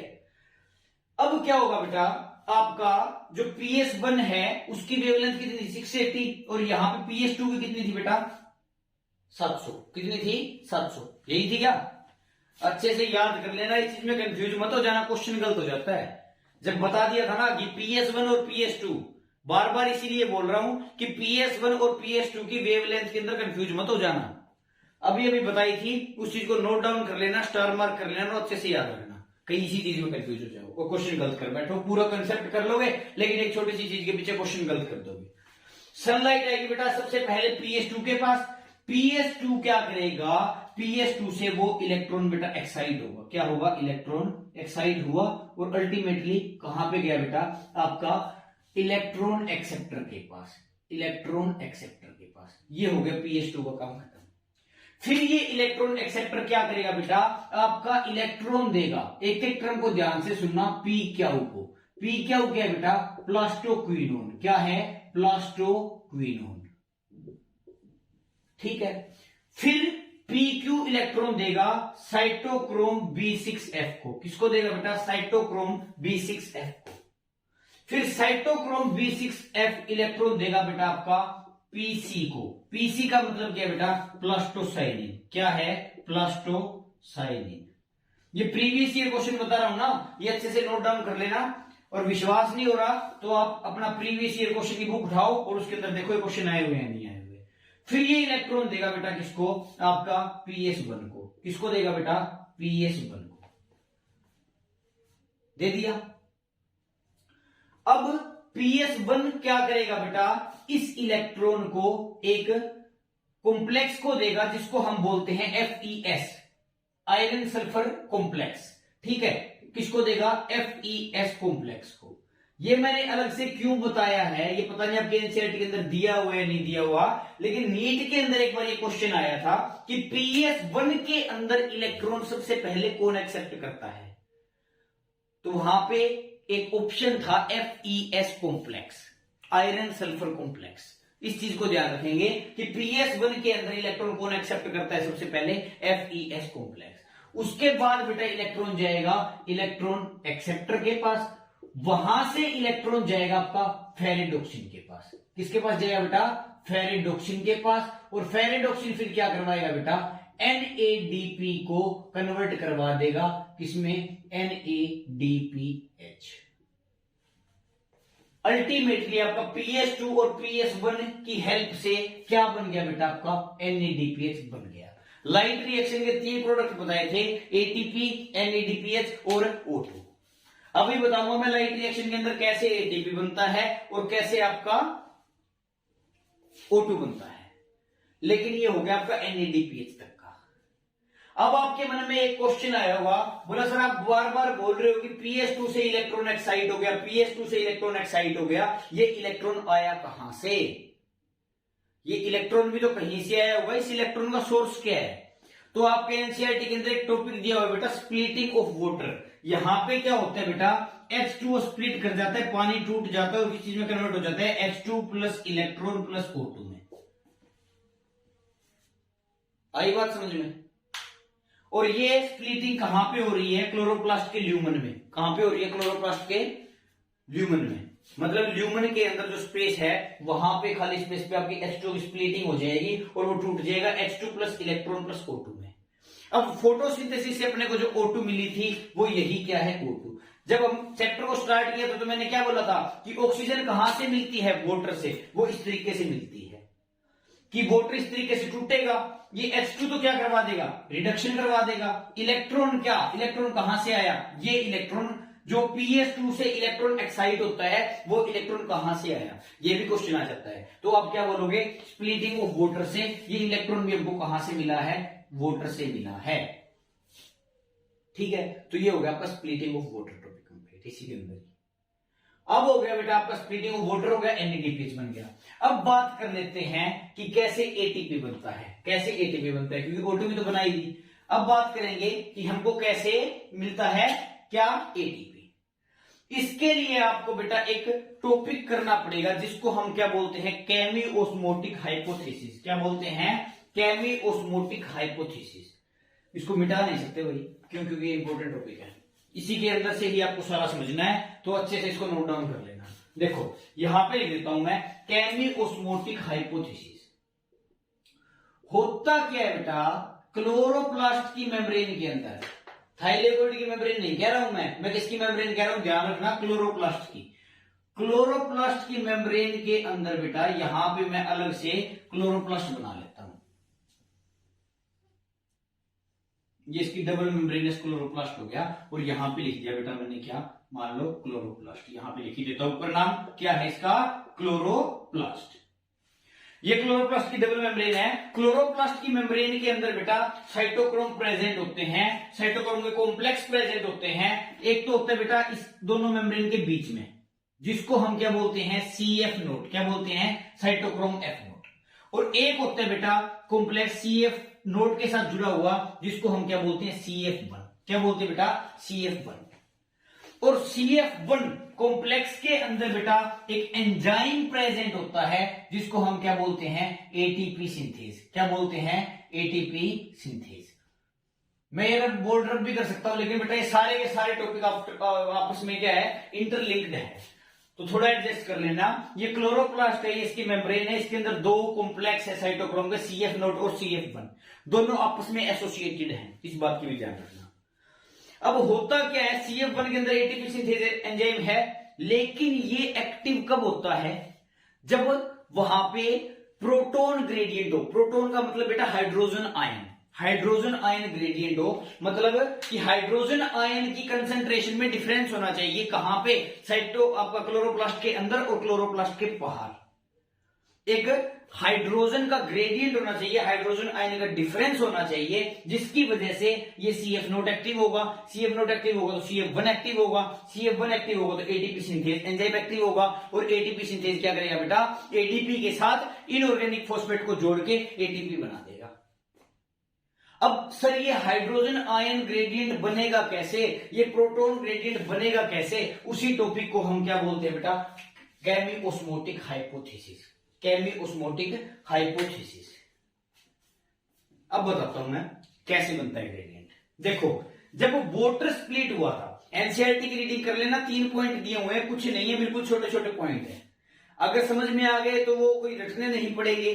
फोटोसिंथेसिस आपको इस लेक्चर के बाद रटना पड़ेगा ही नहीं, सच तो ये है, लेकिन फिर भी आप एनसीईआरटी पर रीड करना, आपको बिल्कुल इजी लगेगी। हाइड्रोजन आयन ग्रेडियंट कैसे हुआ, देखो यहां पे पानी टूट रहा था, पानी कहां पे टूट रहा था, क्लोरोप्लास्ट के अंदर टूट रहा था, क्लोरोप्लास्ट के अंदर पानी टूट गया, वहां पे क्या प्रोड्यूस हो गए, हाइड्रोजन आयन, प्रोटॉन प्रोड्यूस हो गए, H2 प्रोड्यूस हो गया नहीं हो गया। ठीक है, इस रिएक्शन को देख लेना, मैंने सिर्फ ये रिएक्शन यहां पे क्यों लिखी थी, इलेक्ट्रॉन को दिखाने के लिए। तो यहां पे H2O के स्प्लिट होने की वजह से बेटा क्या प्रोड्यूस हो जाएंगे अंदर, हाइड्रोजन आयन। अब हाइड्रोजन आयन की कंसंट्रेशन अंदर ज्यादा हो गई और बाहर कम हो गई, तो क्या हो गया, हाइड्रोजन ग्रेडियंट, प्रोटॉन ग्रेडियंट हो गया। तो उसकी वजह से CF नॉट एक्टिव होगा। ऐसा नहीं है कि सिर्फ वाटर की स्प्लिटिंग की वजह से हाइड्रोजन ग्रेडियंट या फिर प्रोटॉन ग्रेडियंट होता है, और भी कारण है। दूसरा कारण एक और बताता हूं बेटा मैं आपको, कि होता क्या है कि साइटोक्रोम B6F है ना, साइटोक्रोम B6F है, जब उसके पास इलेक्ट्रॉन आता है तो वो एक हाइड्रोजन को, वो क्या करता है, एक हाइड्रोजन को, जब एक इलेक्ट्रॉन आता है तो वो एक हाइड्रोजन को अंदर से बाहर छोड़ देता है, क्लोरोप्लास्ट के अंदर से बाहर छोड़ देता है। तो वहां से भी क्या होगा बेटा आपका, जब वो हाइड्रोजन आयन को छोड़ेगा, साइटोक्रोम की वजह से भी आपका प्रोटॉन ग्रेडियंट होता है। क्यों, क्योंकि साइटोक्रोम B6F क्या करता है, प्रोटॉन को अंदर से बाहर छोड़ देता है। छोड़ दिया इसने, लेकिन यह ध्यान रखना कि PQ या फिर PC ने नहीं छोड़ा है, सिर्फ छोटा किसने बेटा आपका है, साइटोक्रोम B6F ने। इस बात को अच्छे से ध्यान रखना, ठीक है। तो इन रीजंस की वजह से कैसे न कैसे हाइड्रोजन आयन ग्रेडियंट या फिर प्रोटॉन ग्रेडियंट क्या हो जाएगा बेटा आपका, क्रिएट हो जाएगा, जिसकी वजह से आपका CF नोट एक्टिव होगा, CF नोट से CF1 एक्टिव होगा, CF1 से आपका ATP सिंथेज एक्टिव होगा, और जैसे ही आपका ATP सिंथेज एक्टिव होगा बेटा तो वहां पे एक रिएक्शन हो जाएगी, क्या, ADP प्लस इनऑर्गेनिक फॉस्फेट ने क्या बना दिया आपका, ATP। अब हुआ तो बेटा इस लाइट रिएक्शन की वजह से ही ना, हाइड्रोजन आयन ग्रेडियंट से ही, पहले हाइड्रोजन आयन ग्रेडियंट बना, किसकी वजह से, इस सिस्टम की वजह से, फिर CF नोट CF1 एक्टिव हुआ, ATP सिंथेज एक्टिव हुआ, अल्टीमेटली ATP बना किसकी वजह से, लाइट रिएक्शन की वजह से। अब आपके सामने बेटा ये कंप्लीट लाइट रिएक्शन है, इसको कितना ही कॉम्प्लेक्स बना लो, लेकिन हाँ इतना पक्का है, लाइट रिएक्शन पे MCQ आएगा तो इस बोर्ड से बाहर नहीं आएगा, चाहे आप कोई भी प्रीवियस ईयर क्वेश्चन उठा के देख लो। ठीक है जी। अब क्या है बेटा आपका, ATP बन गया, NADPH बन गया, और क्या बन गया आपका, ऑक्सीजन बन गया। यही आपके नेट प्रोडक्ट होते हैं किसके, लाइट रिएक्शन के। क्लियर इतनी बात, इतना टॉपिक हो गया। अब बेटा मैंने एक आपको बात बताई थी, फॉस्फोराइलेशन क्या होता है, फॉस्फोराइलेशन होता है बेटा फॉस्फेट का ऐड होना। अब ATP कैसे बना, जब ADP के अंदर एक फॉस्फेट ऐड हो गया, फॉस्फेट का ऐड होना ही क्या है, फॉस्फोराइलेशन। सनलाइट की प्रेजेंस में हो रहा है काम, तो उसके आगे फोटो लगा दिया, क्या बता दिया उसको, फोटोफॉस्फोराइलेशन। फोटोफॉस्फोराइलेशन समझ में आ गया। फोटोफॉस्फोराइलेशन होता है बेटा आपका दो टाइप का, एक होता है आपका साइक्लिक फोटोफॉस्फोराइलेशन और एक होता है बेटा आपका नॉन साइक्लिक फोटोफॉस्फोराइलेशन। साइक्लिक और नॉन साइक्लिक फोटोफॉस्फोराइलेशन करेंगे अब कि कैसे इन दोनों में डिफरेंस होता है। ज्यादा फास्ट नहीं चल रहे बेटा, बस आपको थोड़ा सा अपना टाइम देना है और फोटोसिंथेसिस को कर लेना है। अब करेंगे कैसे ये चीज देखते हैं। यहां पे लिख दिया बेटा मैंने क्या, फोटोफॉस्फोराइलेशन, यहां पे लिख दिया क्या, फोटोफॉस्फोराइलेशन, और यहां पे क्या लिख दिया बेटा हमने, इसके दो टाइप लिख दिए, एक को हमने क्या बोल दिया बेटा साइक्लिक, और एक को हमने क्या बोल दिया बेटा नॉन साइक्लिक। क्या बोल दिया, साइक्लिक और नॉन साइक्लिक। अब साइक्लिक और नॉन साइक्लिक फोटोफॉस्फोराइलेशन के अंदर डिफरेंस क्या है बेटा, कि हम बोलते हैं कि साइक्लिक फोटोफॉस्फोराइलेशन के अंदर सिर्फ और सिर्फ आपका PS1 इन्वॉल्व होता है। साइक्लिक फोटोफॉस्फोराइलेशन के अंदर आपका सिर्फ PS1 इन्वॉल्व होता है, लेकिन नॉन साइक्लिक फोटोफॉस्फोराइलेशन के अंदर आपका PS1 और PS2 दोनों इन्वॉल्व होते हैं, दोनों के दोनों ही इन्वॉल्व होंगे। इस बात को आप ध्यान रखना। आई बात समझ में, PS1 और PS2 नॉन साइक्लिक के अंदर दोनों 1 और 2, और साइक्लिक के अंदर कौन सा बेटा, सिर्फ आपका 1। आ गई बात समझ में? इतनी बात समझ में आ गई। अब देखते हैं कि सर साइक्लिक के अंदर कैसे PS1 इंक्लूड होता है सिर्फ, और नॉन साइक्लिक के अंदर कैसे दोनों इंक्लूड होते हैं, ये चीज देखते हैं। इसके लिए मैं आपको एक वो बता देता हूं। देखो PS1 के पास बेटा, PS1 को इलेक्ट्रॉन चाहिए ही चाहिए। वो इलेक्ट्रॉन कहां से आ रहे थे, PS2 को आ रहे थे। PS2 से इलेक्ट्रॉन जा रहा है PS1 में, PS1 को इलेक्ट्रॉन चाहिए ही चाहिए। लेकिन कई बार क्या होता है, ये बात ध्यान से सुनना, ये PS1 का इलेक्ट्रॉन एक्सेप्टर फेरिडोक्सिन को इलेक्ट्रॉन ना देके डायरेक्ट दे देता है बेटा वापिस साइटोक्रोम B6F को। वापिस किसको दे देगा, साइटोक्रोम B6F को। साइटोक्रोम B6F किसको इलेक्ट्रॉन देगा, PC को। PC किसको इलेक्ट्रॉन देगा, PS1 को। आगे बात समझ में? मतलब साइक्लिक फोटोफॉस्फोराइलेशन के अंदर क्या हुआ, तो ये साइक्लिक फोटोफॉस्फोराइलेशन में क्या हो रहा है कि यहां पे बोला साइक्लिक के अंदर सिर्फ PS1 इन्वॉल्व हुआ। कैसे हुआ कि PS1 के पास इलेक्ट्रॉन आया, उसने इलेक्ट्रॉन एक्सेप्टर को दिया, इस इलेक्ट्रॉन एक्सेप्टर ने वापस इलेक्ट्रॉन किसको दिया, साइटोक्रोम B6F को, वापस PC को, वापस PS1 को। तो इलेक्ट्रॉन बेटा ये यहां की यहां पे घूमता रह गया, इनके बीच में, PS1 के बीच में। यहां पे PS2 की इन्वॉल्वमेंट बिल्कुल भी नहीं हुई। तो इस वाली प्रोसेस को, जो ये सर्कल बनता है, इसको हमने क्या बोल दिया, साइक्लिक फोटोफॉस्फोराइलेशन। क्या बोल दिया, साइक्लिक फोटोफॉस्फोराइलेशन। ठीक है जी।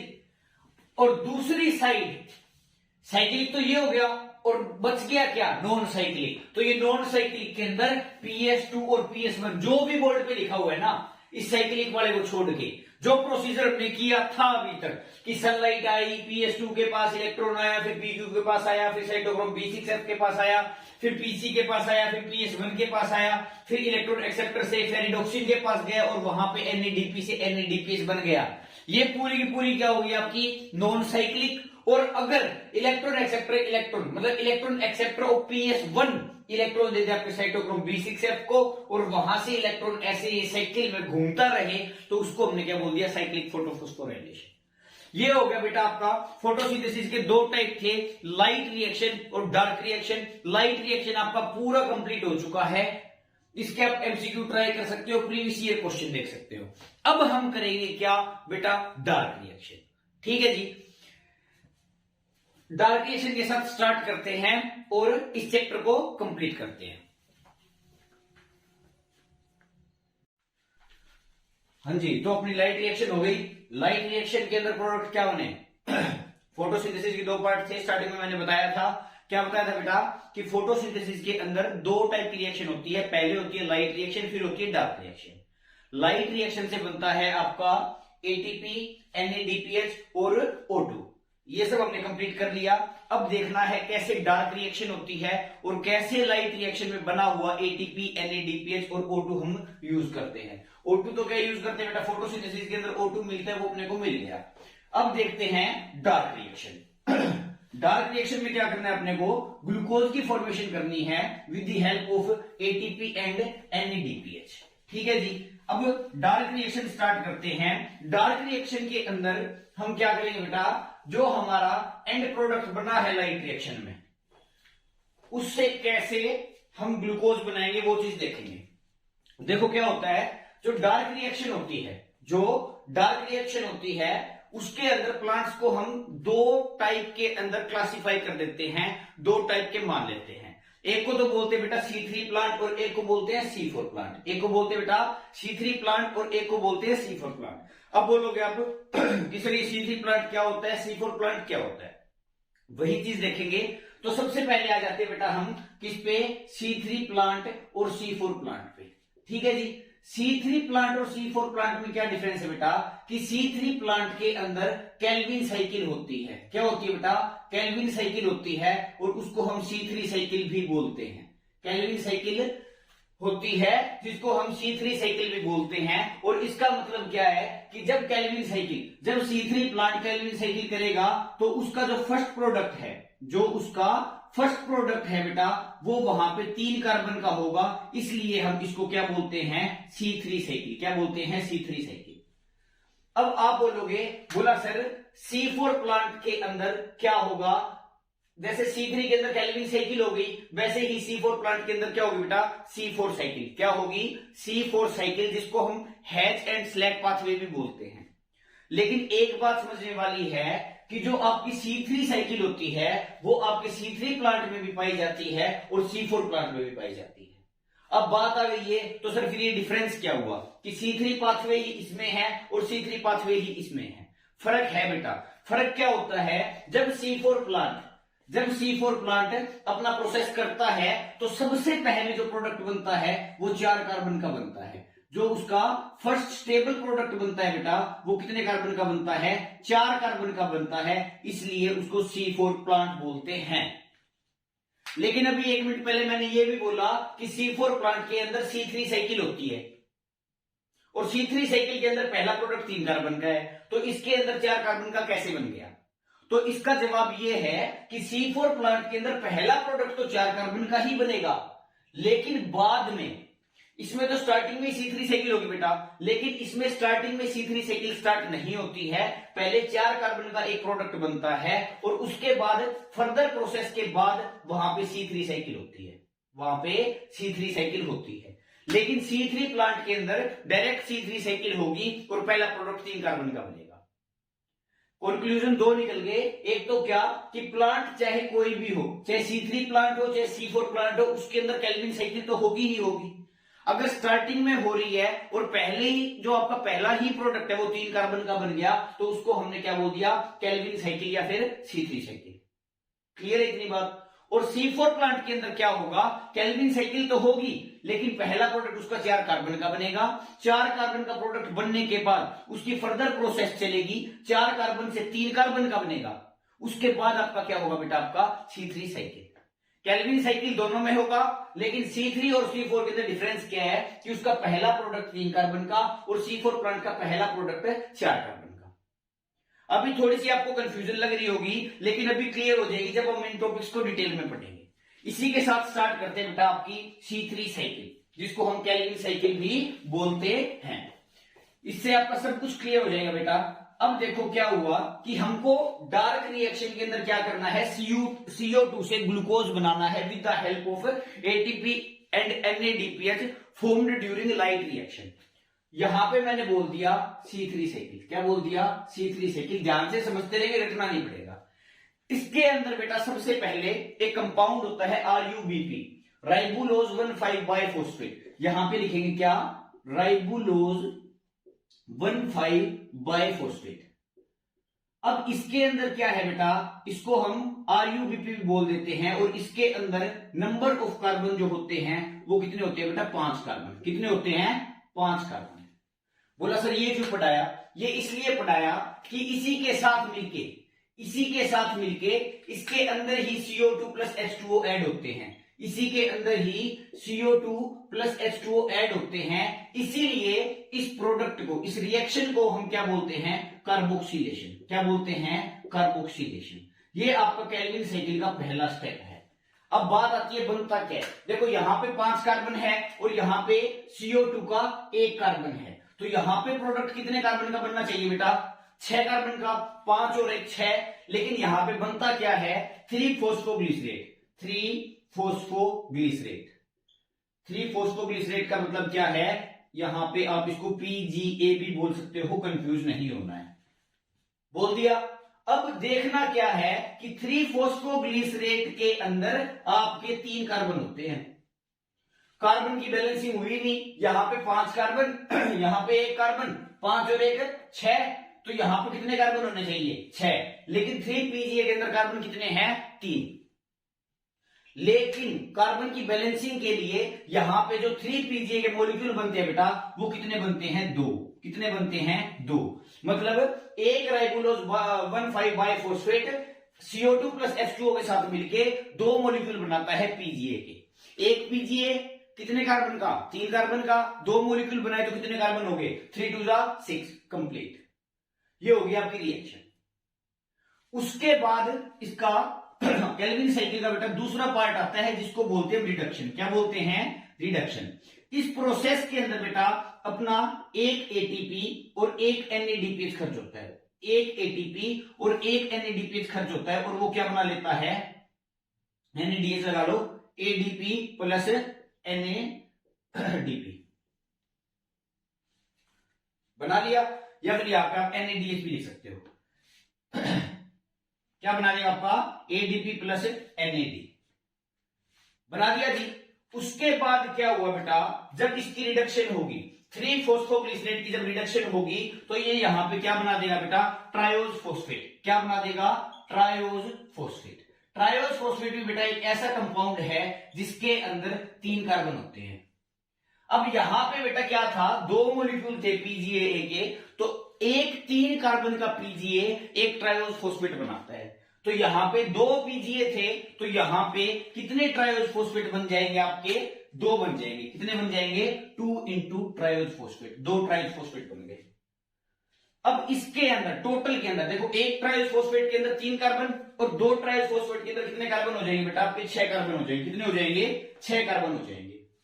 अब अपने यहां पे आरयूबीपी की फैक्ट्री तो लगा नहीं रखी है, इसको इसी से ही रीजनरेट करना पड़ेगा आगे फर्दर प्रोसेस के लिए। अब आरयूबीपी बेटा कितने कार्बन का है? 5 कार्बन का है। यहां पे कितने कार्बन है? 6 कार्बन है। तो यहां पे एक प्रोसेस होगी जिसको, जैसे आपका केल्विन साइकिल का दूसरा स्टेप रिडक्शन है, वैसे ही तीसरा स्टेप आपका C3 साइकिल का या केल्विन साइकिल का क्या होता है? रीजनरेशन। क्या होता है बेटा? रीजनरेशन।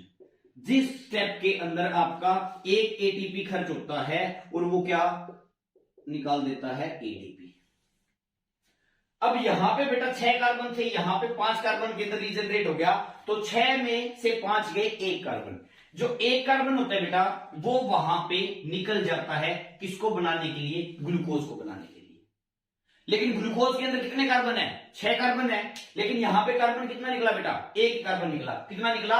1 ही कार्बन निकला। अब 1 कार्बन से तो ग्लूकोज बन नहीं सकता। तो इसका मतलब क्या है कि ये साइकिल 6 बार रन करेगी यहां पे 6 कार्बन बनाने के लिए। 6 कार्बन बाहर निकालने के लिए ये जो आपकी केल्विन साइकिल है ये कितनी बार रन करेगी? 6 बार। जब ये 6 बार रन करेगी तो यहां पे 6 कार्बन बाहर निकल जाएंगे और ग्लूकोज को बना लेंगे। मतलब अगर ये क्वेश्चन आ जाए, पीवाईक्यू आ जाए, पीवाईक्यू आया भी हुआ है कि केल्विन साइकिल बेटा कितने टाइम रन करती है एक ग्लूकोज का मॉलिक्यूल बनाने के लिए, तो आप क्या बोलोगे? 6 बार। इस बात को ध्यान रखना, क्योंकि अगर 6 बार नहीं घूमेगी तो पूरा एक मॉलिक्यूल ग्लूकोज का आपका नहीं बन सकता। क्लियर है इतनी बात? इसके अलावा बेटा मैं आपको एक और बात बताता हूं कि यहां पे जो हमने एटीपी और एनएडीएच खर्च किया है, यहां पे जो हमने एटीपी और एनएडीएच खर्च किया है, उसके अंदर क्या था? वो एक एटीपी और एक एनएडीएच कब लग रहा था? एक पीजीए को एक ट्रायोज फॉस्फेट में कन्वर्ट करने के लिए। या फिर इसको सिंप्लीफाई फॉर्म में करना है तो आप एक काम करो, इसको अलग से लिख लो। यहां पे आप 2 इंटू लिख रहे हो ना, इस 2 इंटू की जगह बेटा अलग अलग पीजीए लिख दो। कितने पीजीए बने? 2 पीजीए बने। तो एक पीजीए तो लिख दिया बेटा हमने यहां पे पीजीए और एक पीजीए लिख दिया बेटा पीजीए। एक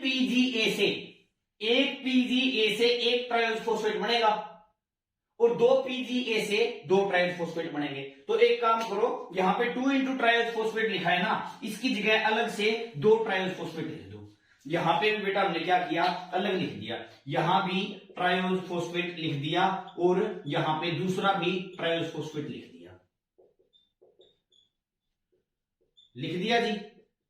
अब क्या हुआ बेटा? एक पीजीए से जब एक ट्रायोज फॉस्फेट बन रहा था, एक पीजीए से जब एक ट्रायोज फॉस्फेट बन रहा था, जब एक एटीपी और एनएडीएच लग रहा था, अगर हम यहां पे दूसरे पीजीए से भी दूसरा ट्रायोज फॉस्फेट बनाएंगे तो ये समझने की बात है, एनसीईआरटी के अंदर मेंशन नहीं कर रखा है इस स्टेप के अंदर। मतलब यहां से लेके यहां तक की रिएक्शन अगर एक बार आती है, एक रिएक्शन आई तो यहां से कितनी रिएक्शन जाएगी? 2 रिएक्शन जाएगी। क्यों? क्योंकि यहां पे 2 पीजीए बने हैं। एक पीजीए से एक ट्रायोज फॉस्फेट एक एटीपी प्लस एनएडीपी से लग गया, दूसरे पीजीए से दूसरा ट्रायोज फॉस्फेट में दूसरा एटीपी प्लस एनएडीएच लग गया।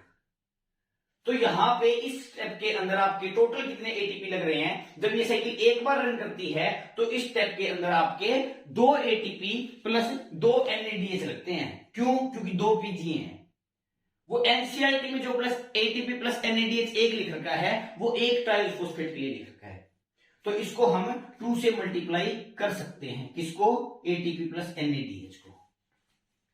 इतनी बात क्लियर है। अब देखो ये टोटल रिएक्शन मैंने बता ही चुका हूं। कितनी बार रन करेगी बेटा? 6 बार करेगी एक ग्लूकोज का मॉलिक्यूल बनाने के लिए। यहां से एक कार्बन निकलता है एक टाइम में और 6 बार घूमेगी। 6 बार घूमेगी तो यहां पे लिख भी देता हूं मैं 6 times is equals to 1 glucose molecule. 1 glucose molecule. इतनी बात क्लियर है।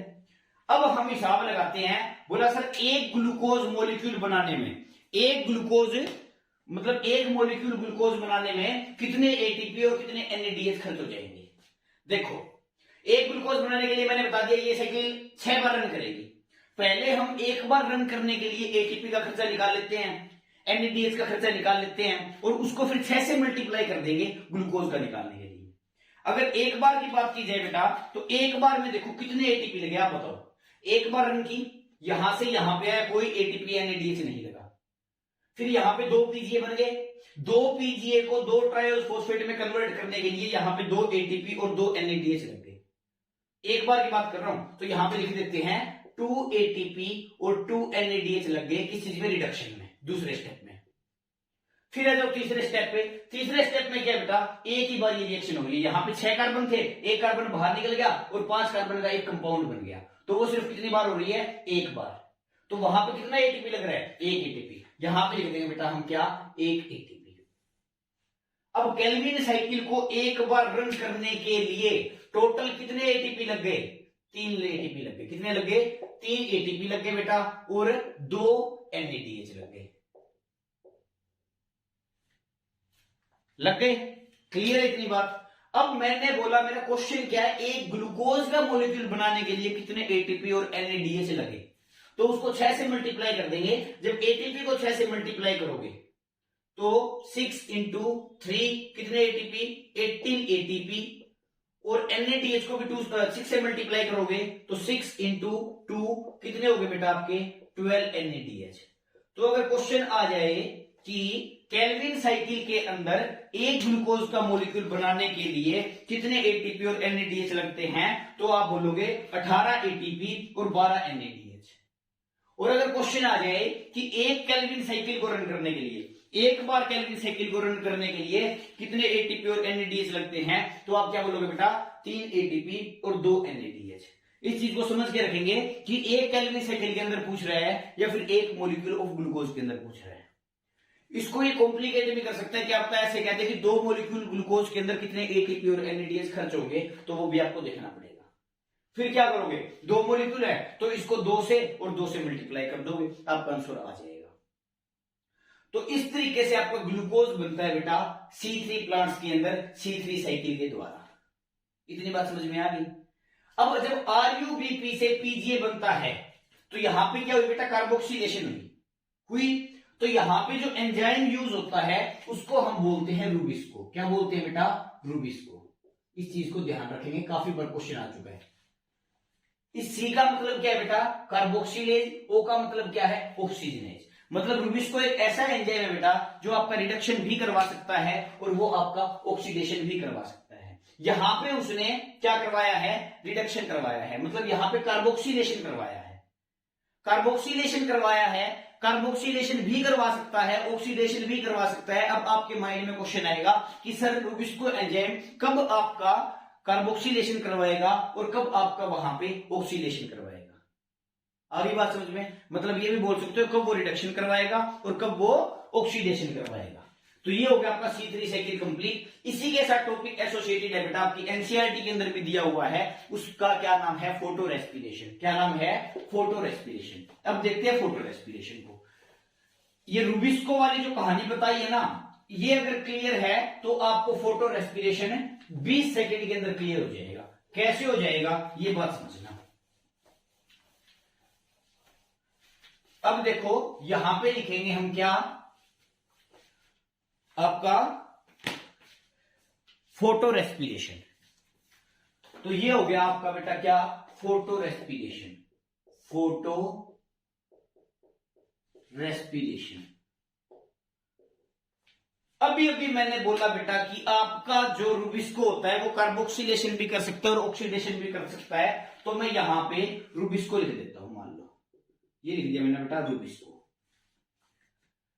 देखो कार्बोक्सिलेशन कब करेगा, जब वहां पे कार्बन डाइऑक्साइड की कंसंट्रेशन ज्यादा है O2 से, ऑक्सीजन से। अगर CO2 की कंसंट्रेशन ज्यादा है तो वो कर जाएगा कार्बोक्सिलेशन, और अगर ऑक्सीजन की कंसंट्रेशन ज्यादा है तो वो क्या कर जाएगा, ऑक्सीडेशन। दोनों चीज होगी। लेकिन हमारा फायदा किस चीज में देखते हैं। अगर बेटा यहां पे कार्बोक्सिलेशन होता है, अगर यहां पे कार्बोक्सिलेशन होता है तो हमारे पास क्या बनता है, केल्विन साइकिल के अंदर देखा था हमने, दो बनते हैं क्या, PGA। ठीक है जी, बन गए। अगर यहां पे ऑक्सीडेशन होता है, अगर यहां पे बेटा ऑक्सीडेशन होता है तो यहां पे एक मॉलिक्यूल तो बनेगा बेटा आपका PGA का, और इसके साथ में दो PGA ना बन के एक मॉलिक्यूल बन जाता है ग्लाइकोलेट। काफी बार PYQ के अंदर आया है कि अगर रूबिस्को ऑक्सीडेशन करे तो उसका प्रोडक्ट क्या बनता है, तो ऑप्शन के अंदर दिया होता है ग्लाइकोलेट। तो वहां पे क्या बोलोगे आप, ग्लाइकोलेट। अब आप बोलोगे सर हमारा फायदा किस चीज में, तो साफ दिख रहा है। देखो अगर दो PGA बनेंगे तो उसका रिडक्शन हो जाएगा, ट्रायोज फॉस्फेट बन जाएगा केल्विन साइकिल के थ्रू, और लास्ट में अपने को क्या मिल जाएगा, ग्लूकोज मिल जाएगा। तो इसमें अपने को क्या मिलेगा बेटा, ग्लूकोज। क्या मिलेगा, ग्लूकोज, जो हमारे बहुत काम की चीज है। लेकिन अगर यहां पे ग्लाइकोलेट बन गया बेटा एक PGA से, तो आपका जो ग्लूकोज है वो नहीं बनेगा। तो यहां पे क्या लिखेंगे, नो ग्लूकोज। क्या लिखेंगे, नो ग्लूकोज, कोई ग्लूकोज नहीं बनेगा। तो हमारे काम के कौन से हो गए बेटा, जो अगर रूबिस्को आपका कार्बोक्सिलेशन करेगा तो हमारे काम का है, और अगर ऑक्सीडेशन करेगा तो हमारे काम का नहीं है। लेकिन कई बार, अब टॉपिक का क्या नाम है, फोटो रेस्पिरेशन। अगर आपका रूबिस्को ऑक्सीडेशन करता है, अगर आपका रूबिस्को ऑक्सीडेशन कर लेता है और PGA प्लस ग्लाइकोलेट बना लेता है, PGA प्लस ग्लाइकोलेट बना लेता है, तो बेटा इसी रिएक्शन को हम क्या बोलते हैं, फोटो रेस्पिरेशन। क्या बोलते हैं, फोटो रेस्पिरेशन। अब मेरा क्वेश्चन आपसे ये है कि फोटो रेस्पिरेशन क्या अपने काम की चीज है, बिल्कुल नहीं है। क्यों नहीं है, वो आप रीजन आपके सामने ही है कि दो PGA की जगह क्या बना देगा, एक PGA प्लस ग्लाइकोलेट, जिसकी वजह से ग्लूकोज नहीं बन पाएगा, तो हमारा वो काम का नहीं है। फोटो रेस्पिरेशन क्लियर है। अब उसके बाद आ जाता है बेटा C4 साइकिल। क्या आ जाता है, C4 साइकिल। मैंने बोला था कि जो C4 प्लांट होते हैं उनका पहला प्रोडक्ट 4 कार्बन का बनता है, ये बताई थी ना, अभी बात समझ में आ जाएगी। लेकिन C4 प्लांट C4 पाथवे को फॉलो ही क्यों करते हैं, ताकि उनमें फोटो रेस्पिरेशन ना हो। C4 plant C4 pathway follow करते हैं, उसकी वजह से उनके अंदर फोटो रेस्पिरेशन होने की कोई भी गुंजाइश नहीं है। तो इसका मतलब क्या हो गया बेटा, फोटो रेस्पिरेशन आपका कहां होता है, सिर्फ ओनली इन C3 प्लांट। ये भी काफी बार क्वेश्चन है, इसको स्टार मार्क कर लेना कि जो आपका फोटो रेस्पिरेशन होता है वो कहां पे होता है, सिर्फ और सिर्फ C3 प्लांट है। ठीक है जी। और C3 प्लांट में भी लो लाइट कंडीशन में नहीं होगा, हाई लाइट कंडीशन में होगा सिर्फ। अब बात आती है, बोला सर C4 प्लांट के अंदर ऐसा क्या है कि उसके अंदर फोटो रेस्पिरेशन नहीं हो सकता। तो उसी की हेल्प से हम अब C4 साइकिल समझेंगे, और आपको पता भी लग जाएगा कि C4 प्लांट के अंदर फोटो रेस्पिरेशन होने की गुंजाइश क्यों नहीं है, कैसे नहीं है। इसी के साथ स्टार्ट करते हैं बेटा हम क्या, C4 पाथवे, जिसका दूसरा नाम हैचन-स्लैक पाथवे भी है। ठीक है जी। अब करते क्या है, देखते हैं कि कैसे इसके अंदर फोटो रेस्पिरेशन नहीं हो सकता। एक बात बताओ बेटा, कि कोई भी सेल है, उस सेल के चारों ओर मैं कोई ऐसा इंतजाम कर दूं कि उसके अंदर गैस ही ना जा पाए, उसके अंदर गैस ही ना जा पाए। गैस नहीं जाएगी तो O2 कैसे जाएगी, O2 नहीं जाएगी तो O2 की कंसंट्रेशन कम रहेगी। ऐसा ही कुछ होता है C4 पाथवे के अंदर। मतलब C4 पाथवे के अंदर जो आपकी सेल होती है वो क्या होती है, कवर्ड होती है, जिसकी वजह से आपके सेल के अंदर O2 नहीं जा सकती, कोई गैस नहीं जा सकती। क्यों नहीं जा सकती, कैसे नहीं जा सकती वो देख लेंगे। लेकिन C4 पाथवे के अंदर फोटो एस्पिरेशन नहीं होता। इसका कारण क्या है कि उसके अंदर O2 के जाने का रास्ता हम रोक देते हैं, जिसकी वजह से O2 की कंसेंट्रेशन कम रहती है। अब आपके माइंड में एक क्वेश्चन आएगा कि बोला सर गैसेज को जाने का रास्ता रोक दिया, मान ली बात आपकी, O2 उसके अंदर नहीं जाएगा, मान ली बात आपकी। लेकिन सर अगर गैसेज का जाने का रास्ता रोक दिया O2 के लिए तो वहां पे CO2 कैसे जाएगी, और अगर CO2 नहीं जाएगी तो ग्लूकोज बनेगा कैसे? CO2, क्योंकि CO2 से ही तो क्या बनना है, CO2 के रिडक्शन से ही तो क्या बनना है आपका, ग्लूकोज बनना है। तो कैसे पॉसिबल है ये चीज, उसी का मतलब क्या है आपका C4 साइकिल। ये देखो बेटा, आपका जो कैल्विन साइकिल होती है वो कहां पे होती है आपकी, मीजोफिल सेल्स के अंदर होती है, C3 प्लांट्स के अंदर। C3 प्लांट्स के अंदर कैल्विन साइकिल कहां होती है, मीजोफिल सेल के अंदर होती है।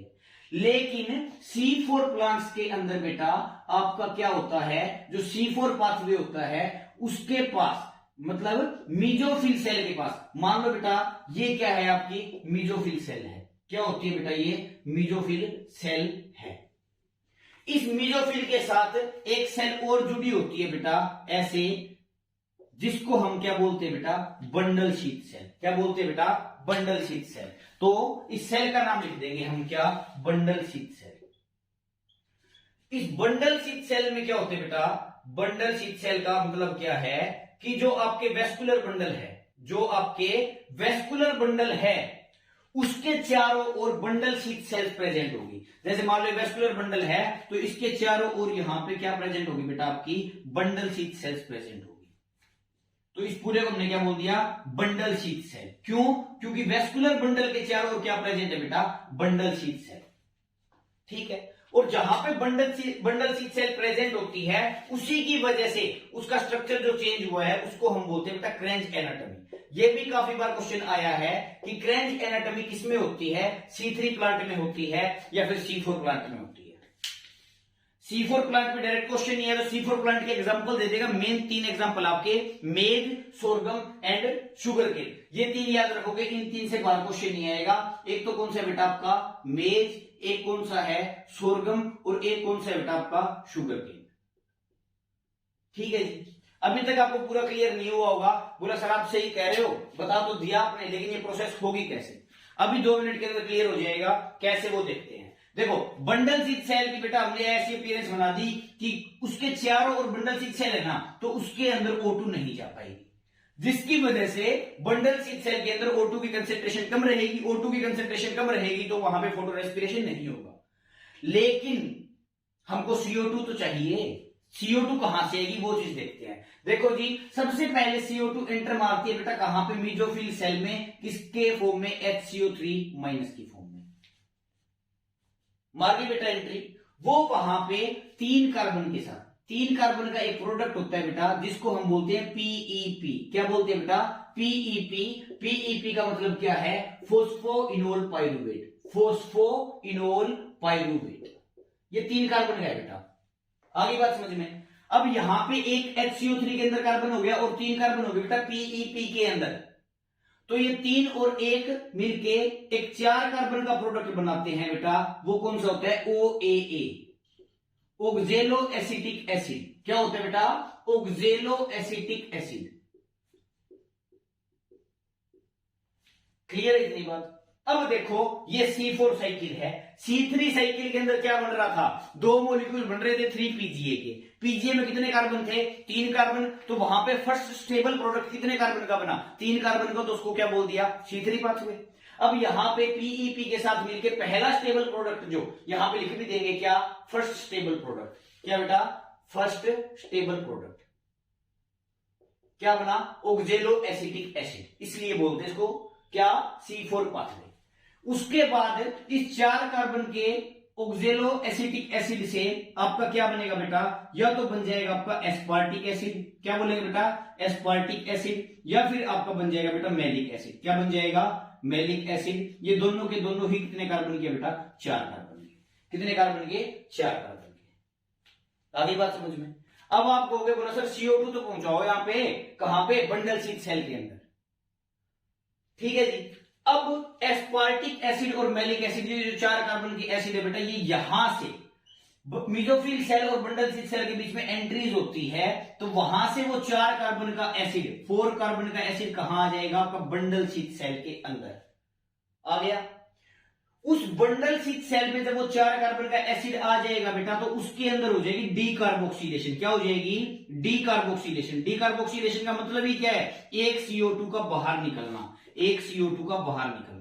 अब 4 कार्बन के एसिड में से एक CO2 बाहर निकल गया, तो कितने कार्बन का कंपाउंड बच गया बेटा? 3 कार्बन का। तो यहां पे क्या आ जाएगा? 3 कार्बन का एक कंपाउंड बन जाएगा। बन गया। ये 3 कार्बन का जो आपका कंपाउंड बना है, वो वापिस आपका क्या बना लेगा बेटा? PEP। जैसे मैंने C3 साइकिल में बताया था ना कि RUBP की फैक्ट्री नहीं लगी हुई है, वैसे ही C4 पाथवे के अंदर भी PEP की फैक्ट्री नहीं लगी हुई है कोई अंदर। यहां पे 4 कार्बन का एसिड आएगा, वो डीकार्बोक्सिलेशन करेगा, एक CO2 निकालेगा और 3 कार्बन चले जाएंगे आपके वापस रीजनरेट होके। यहां पे लिख देंगे रीजनरेशन, और क्या बन जाएगा बेटा? आपका फोस्फोइनोल पाइरुवेट, जो वापिस HCO3- के साथ मिलके ऐसे साइकिल चलती रह जाएगी। अब आप बोलोगे, बोला सर C4 साइकिल के अंदर आपने ऐसे कहा था कि एक तो फर्स्ट प्रोडक्ट 4 कार्बन का बनता है, वो तो मैंने आपको दिखा दिया। उस 4 कार्बन का प्रोडक्ट, फर्स्ट स्टेबल प्रोडक्ट कौन सा है? नाम अच्छे से याद रखेंगे, स्टार मार्क कर लेंगे, क्या है? ऑक्जेलो एसिटिक एसिड। लेकिन आपने ये भी बोला था कि C4 प्लांट के अंदर केल्विन साइकिल होती है। तो मैं आपको एक बात बता दूं बेटा, जो बंडल स्थित सेल के अंदर आपने CO2 निकाली है, डीकार्बोक्सिलेशन के थ्रू जो CO2 निकाली है बेटा, वो CO2 कहां चली जाएगी? C3 पाथवे में। मतलब यहां भी केल्विन साइकिल होगी, क्योंकि जितना पाथवे पड़ा उसके अंदर तो ग्लूकोज बनी नहीं, तो ग्लूकोज बन कहां से रही है? जो आपने ये 3 कार्बन यहां पे जो कार्बन डाइऑक्साइड निकाला है, उसका वो कहां एंटर कर जाएगा बेटा? आपका केल्विन पाथवे के अंदर, जो अभी आपने इससे पहले वाली साइकिल पढ़ी थी। उस केल्विन साइकिल के थ्रू ग्लूकोज बना लेगा, सेम वैसे जैसे C3 में बनाया था। इसलिए हमने बोला था कि केल्विन साइकिल C3 प्लांट में भी होती है और C4 प्लांट में भी होती है। फर्क क्या है? C3 के अंदर पहला स्टेबल प्रोडक्ट 3 कार्बन का और C4 के अंदर पहला स्टेबल प्रोडक्ट है 4 कार्बन का। That's it. इतनी बात समझ में आ गई? अब बोलोगे अब कि सर डीकार्बोक्सिलेशन हो गया, CO2 हो गया, ठीक है, लेकिन आपने ये चीज देखी कि इसके अंदर सारी चीज अपनी काम आ गई। बंडल स्थित सेल की वजह से यहां पे O2 नहीं आ सका, नहीं आ सका, और CO2 भी आ गया। CO2 कहां से आ गया? मेसोफिल सेल से आ गया। किसके थ्रू आ गया? 4 कार्बन की एसिड के थ्रू आ गया। अपना काम बन गया, ग्लूकोज भी मिल गया, ऑक्सीजन की कंसंट्रेशन भी नहीं बढ़ी। इस तरीके से, इस वजह से C4 प्लांट के अंदर फोटो रेस्पिरेशन नहीं होता है। यहां पे अलग से लिख भी देंगे, C4 प्लांट के अंदर no photorespiration, no photorespiration. ये आपका, हाँ, ये बात जरूर ध्यान रखना कि C4 साइकिल को ही हैच एंड स्लैग पाथवे कहते हैं। तो आपकी C3 साइकिल भी कंप्लीट और C4 साइकिल भी कंप्लीट। अब आगे बेटा हम इस चैप्टर के बिल्कुल एंड पॉइंट पे, ये लेक्चर देखने के बाद आपका कोई भी MCQ नहीं अटकेगा जो पिछले सालों में नीट के अंदर आया है, और ना ही CBSE का कोई एग्जाम या फिर किसी भी स्टेट बोर्ड का एग्जाम नहीं अटकेगा। अब हम लास्ट टॉपिक देख लेते हैं बेटा, आपका क्या? Factors affecting respiration in higher plants. मतलब जो इस चैप्टर का नाम है, उसको कौन कौन से फैक्टर अफेक्ट कर सकते हैं। ये भी काफी बार सब्जेक्टिव में आ जाता है, नीट वगैरह के अंदर तो इसका क्वेश्चन लगभग कम ही आता है, एक आधी बार आया होगा तो पता नहीं। अब करेंगे क्या? Factors affecting respiration in higher plants. यहां पे लिखेंगे फैक्टर्स अफेक्टिंग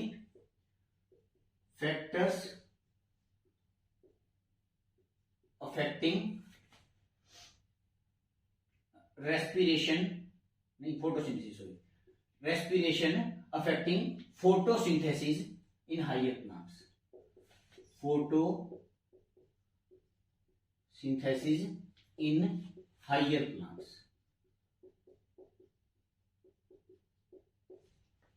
देखो क्या होता है बेटा, सबसे पहला फैक्टर है लाइट। क्या है? लाइट। फैक्टर्स अफेक्टिंग के अंदर बेटा आपको एक लॉ भी पढ़ना है, उसको क्या बोलते हैं? Law of limiting factor. सबसे पहले ये ही समझ लो, लॉ ऑफ लिमिटिंग फैक्टर। देखो, अगर किसी प्रोसेस को एक फैक्टर अफेक्ट कर रहा है, अगर किसी प्रोसेस को एक फैक्टर अफेक्ट कर रहा है, तो नॉर्मल सी बात है उस फैक्टर में चेंज आने की वजह से उस प्रोसेस के रेट में चेंज आ जाएगा। लेकिन लॉ ऑफ लिमिटिंग फैक्टर के अंदर किस चीज की बात की गई है कि अगर किसी प्रोसेस को एक से ज्यादा फैक्टर अफेक्ट करते हैं, अगर एक से ज्यादा फैक्टर अफेक्ट करते हैं तो जिस फैक्टर की मिनिमल वैल्यू होगी, जिस फैक्टर की सबसे कम वैल्यू होगी, वो उस प्रोसेस के रेट को अफेक्ट करेगा सबसे ज्यादा। दोबारा बता देता हूं, लो ऑफ लिमिटिंग फैक्टर का मतलब क्या है। अगर किसी प्रोसेस को एक फैक्टर से ज्यादा फैक्टर अफेक्ट करते हैं तो जिस फैक्टर की सबसे कम वैल्यू होगी वो उस प्रोसेस के रेट को अफेक्ट करेगा। कैसे, अब समझ में आ जाएगा। लो ऑफ लिमिटिंग फैक्टर का मतलब मैंने आपको बता दिया। लाइट में क्या है बेटा, लाइट की तो सीधी सी बात है, जितनी टोटल सनलाइट आती है ना उसका 10% सिर्फ यूज करती है प्लांट्स फोटोसिंथेसिस करने के लिए। टोटल सनलाइट का सिर्फ 10% सनलाइट आपकी यूज करते हैं प्लांट्स फोटोसिंथेसिस के लिए। तो नॉर्मल सी बात है, ये तो आपका लिमिटिंग फैक्टर नहीं हो सकता। क्यों? क्योंकि हमने कहा मिनिमल वैल्यू, इसकी मिनिमल वैल्यू छोड़ो, हम टोटल का यूज ही 10% कर रहे हैं। इसका ग्राफ कैसे बनता है? ग्राफ कई बार क्वेश्चन आ जाता है, मान लो लाइट के साथ अगर फोटोसिंथेसिस का देखा जाए, यहां पे लिख दो लाइट और यहां पे लिख दो बेटा फोटोसिंथेसिस, यहां पे लिख दो फोटोसिंथेसिस, लिख दिया। जैसे जैसे लाइट बढ़ेगी वैसे वैसे फोटोसिंथेसिस बढ़ेगा। स्टार्टिंग में बढ़ गया, मतलब लो लाइट कंडीशन के अंदर जैसे ही लाइट 10% यूज हो जाएगी, मतलब जब 10% सनलाइट, मैंने बोला 10% सनलाइट यूज कर सकते हैं प्लांट, जो जब 10% अपनी मैक्सिमम यूज कर रहे होंगे उसके बाद आप लाइट कितनी भी बढ़ा दो बेटा, फोटोसिंथेसिस के रेट में कोई फर्क नहीं आएगा। इसीलिए बोला जाता है कि सनलाइट का सिर्फ 10% यूज करता है फोटोसिंथेसिस इन प्लांट्स। आगे बात समझ में? तो अगर लाइट का और रेट ऑफ फोटोसिंथेसिस का अगर आप ग्राफ बनाओगे तो वो बनेगा बेटा कैसा? लीनियर।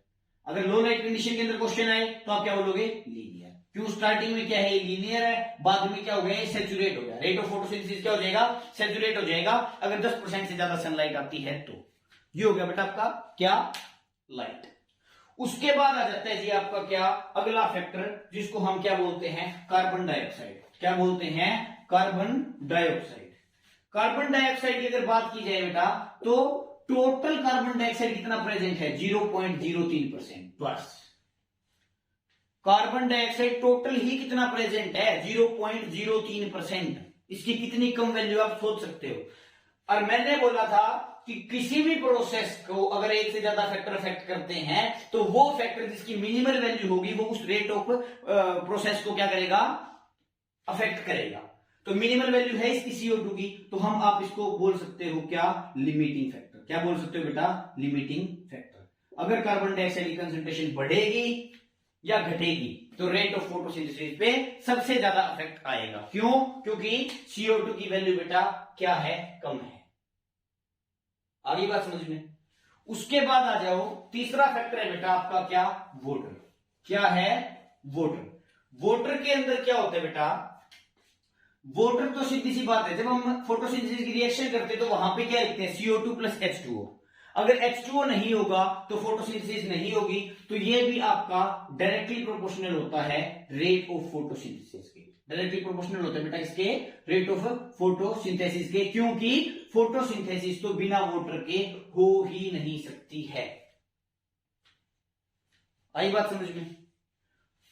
ये हो गए बेटा आपके 3 फैक्टर। पहला कौन सा? लाइट। दूसरा कौन सा? कार्बन डाइऑक्साइड जो एक लिमिटिंग फैक्टर है। और तीसरा कौन सा हो गया बेटा आपका? ये वाटर। ठीक है, अब बात करते हैं किसकी? चौथे फैक्टर की। हाँ, तो चौथा फैक्टर आपका क्या हो जाएगा बेटा? चौथा फैक्टर हो जाएगा आपका टेम्परेचर, जो आपका क्या है? लास्ट फैक्टर है जो फोटोसिंथेसिस को अफेक्ट करता है।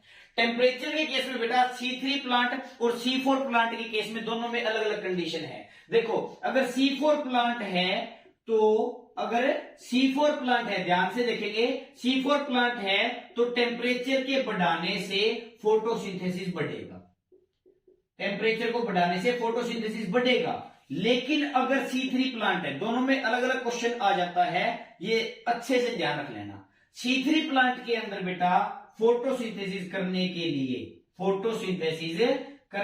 लिए आपको ऑप्टिमम टेम्परेचर चाहिए। ना तो आप उस टेम्परेचर से ज्यादा कर सकते ना कम कर सकते। अगर करोगे तो फोटोसिंथेसिस का रेट बढ़ जाएगा। C4 प्लांट के अंदर क्या हुआ? टेम्परेचर बढ़ा, फोटोसिंथेसिस बढ़ा। लेकिन C3 प्लांट के अंदर आपको ऑप्टिमम टेम्परेचर चाहिए। अगर उस टेम्परेचर से कम करोगे तो फोटोसिंथेसिस का रेट कम होगा, उस टेम्परेचर से ज्यादा करोगे तो फोटोसिंथेसिस का रेट ज्यादा होगा। ये आपका कंप्लीट हो गया क्या? Photosynthesis in higher plants one shot के अंदर। 1.5-2 घंटे का लेक्चर है, पूरा लेक्चर देखना, फिर एमसीक्यू ट्राई करना। और अगर इस चैप्टर के आपको प्रीवियस ईयर क्वेश्चन चाहिए तो आप कमेंट सेक्शन में बता देना, मैं पीडीएफ प्रोवाइड करवा दूंगा, आप वहां से क्वेश्चन प्रैक्टिस कर सकते हैं। और चैनल सब्सक्राइब नहीं किया है तो चैनल सब्सक्राइब कर ले, क्योंकि सारे के सारे चैप्टर की वन शॉट वीडियो इस चैनल पे आएगी, और जैसे ही आएगी आपको नोटिफिकेशन मिल जाएगी और आपका सिलेबस हो जाएगा कम टाइम के अंदर। ठीक है, थैंक यू, मिलते हैं नेक्स्ट लेक्चर में।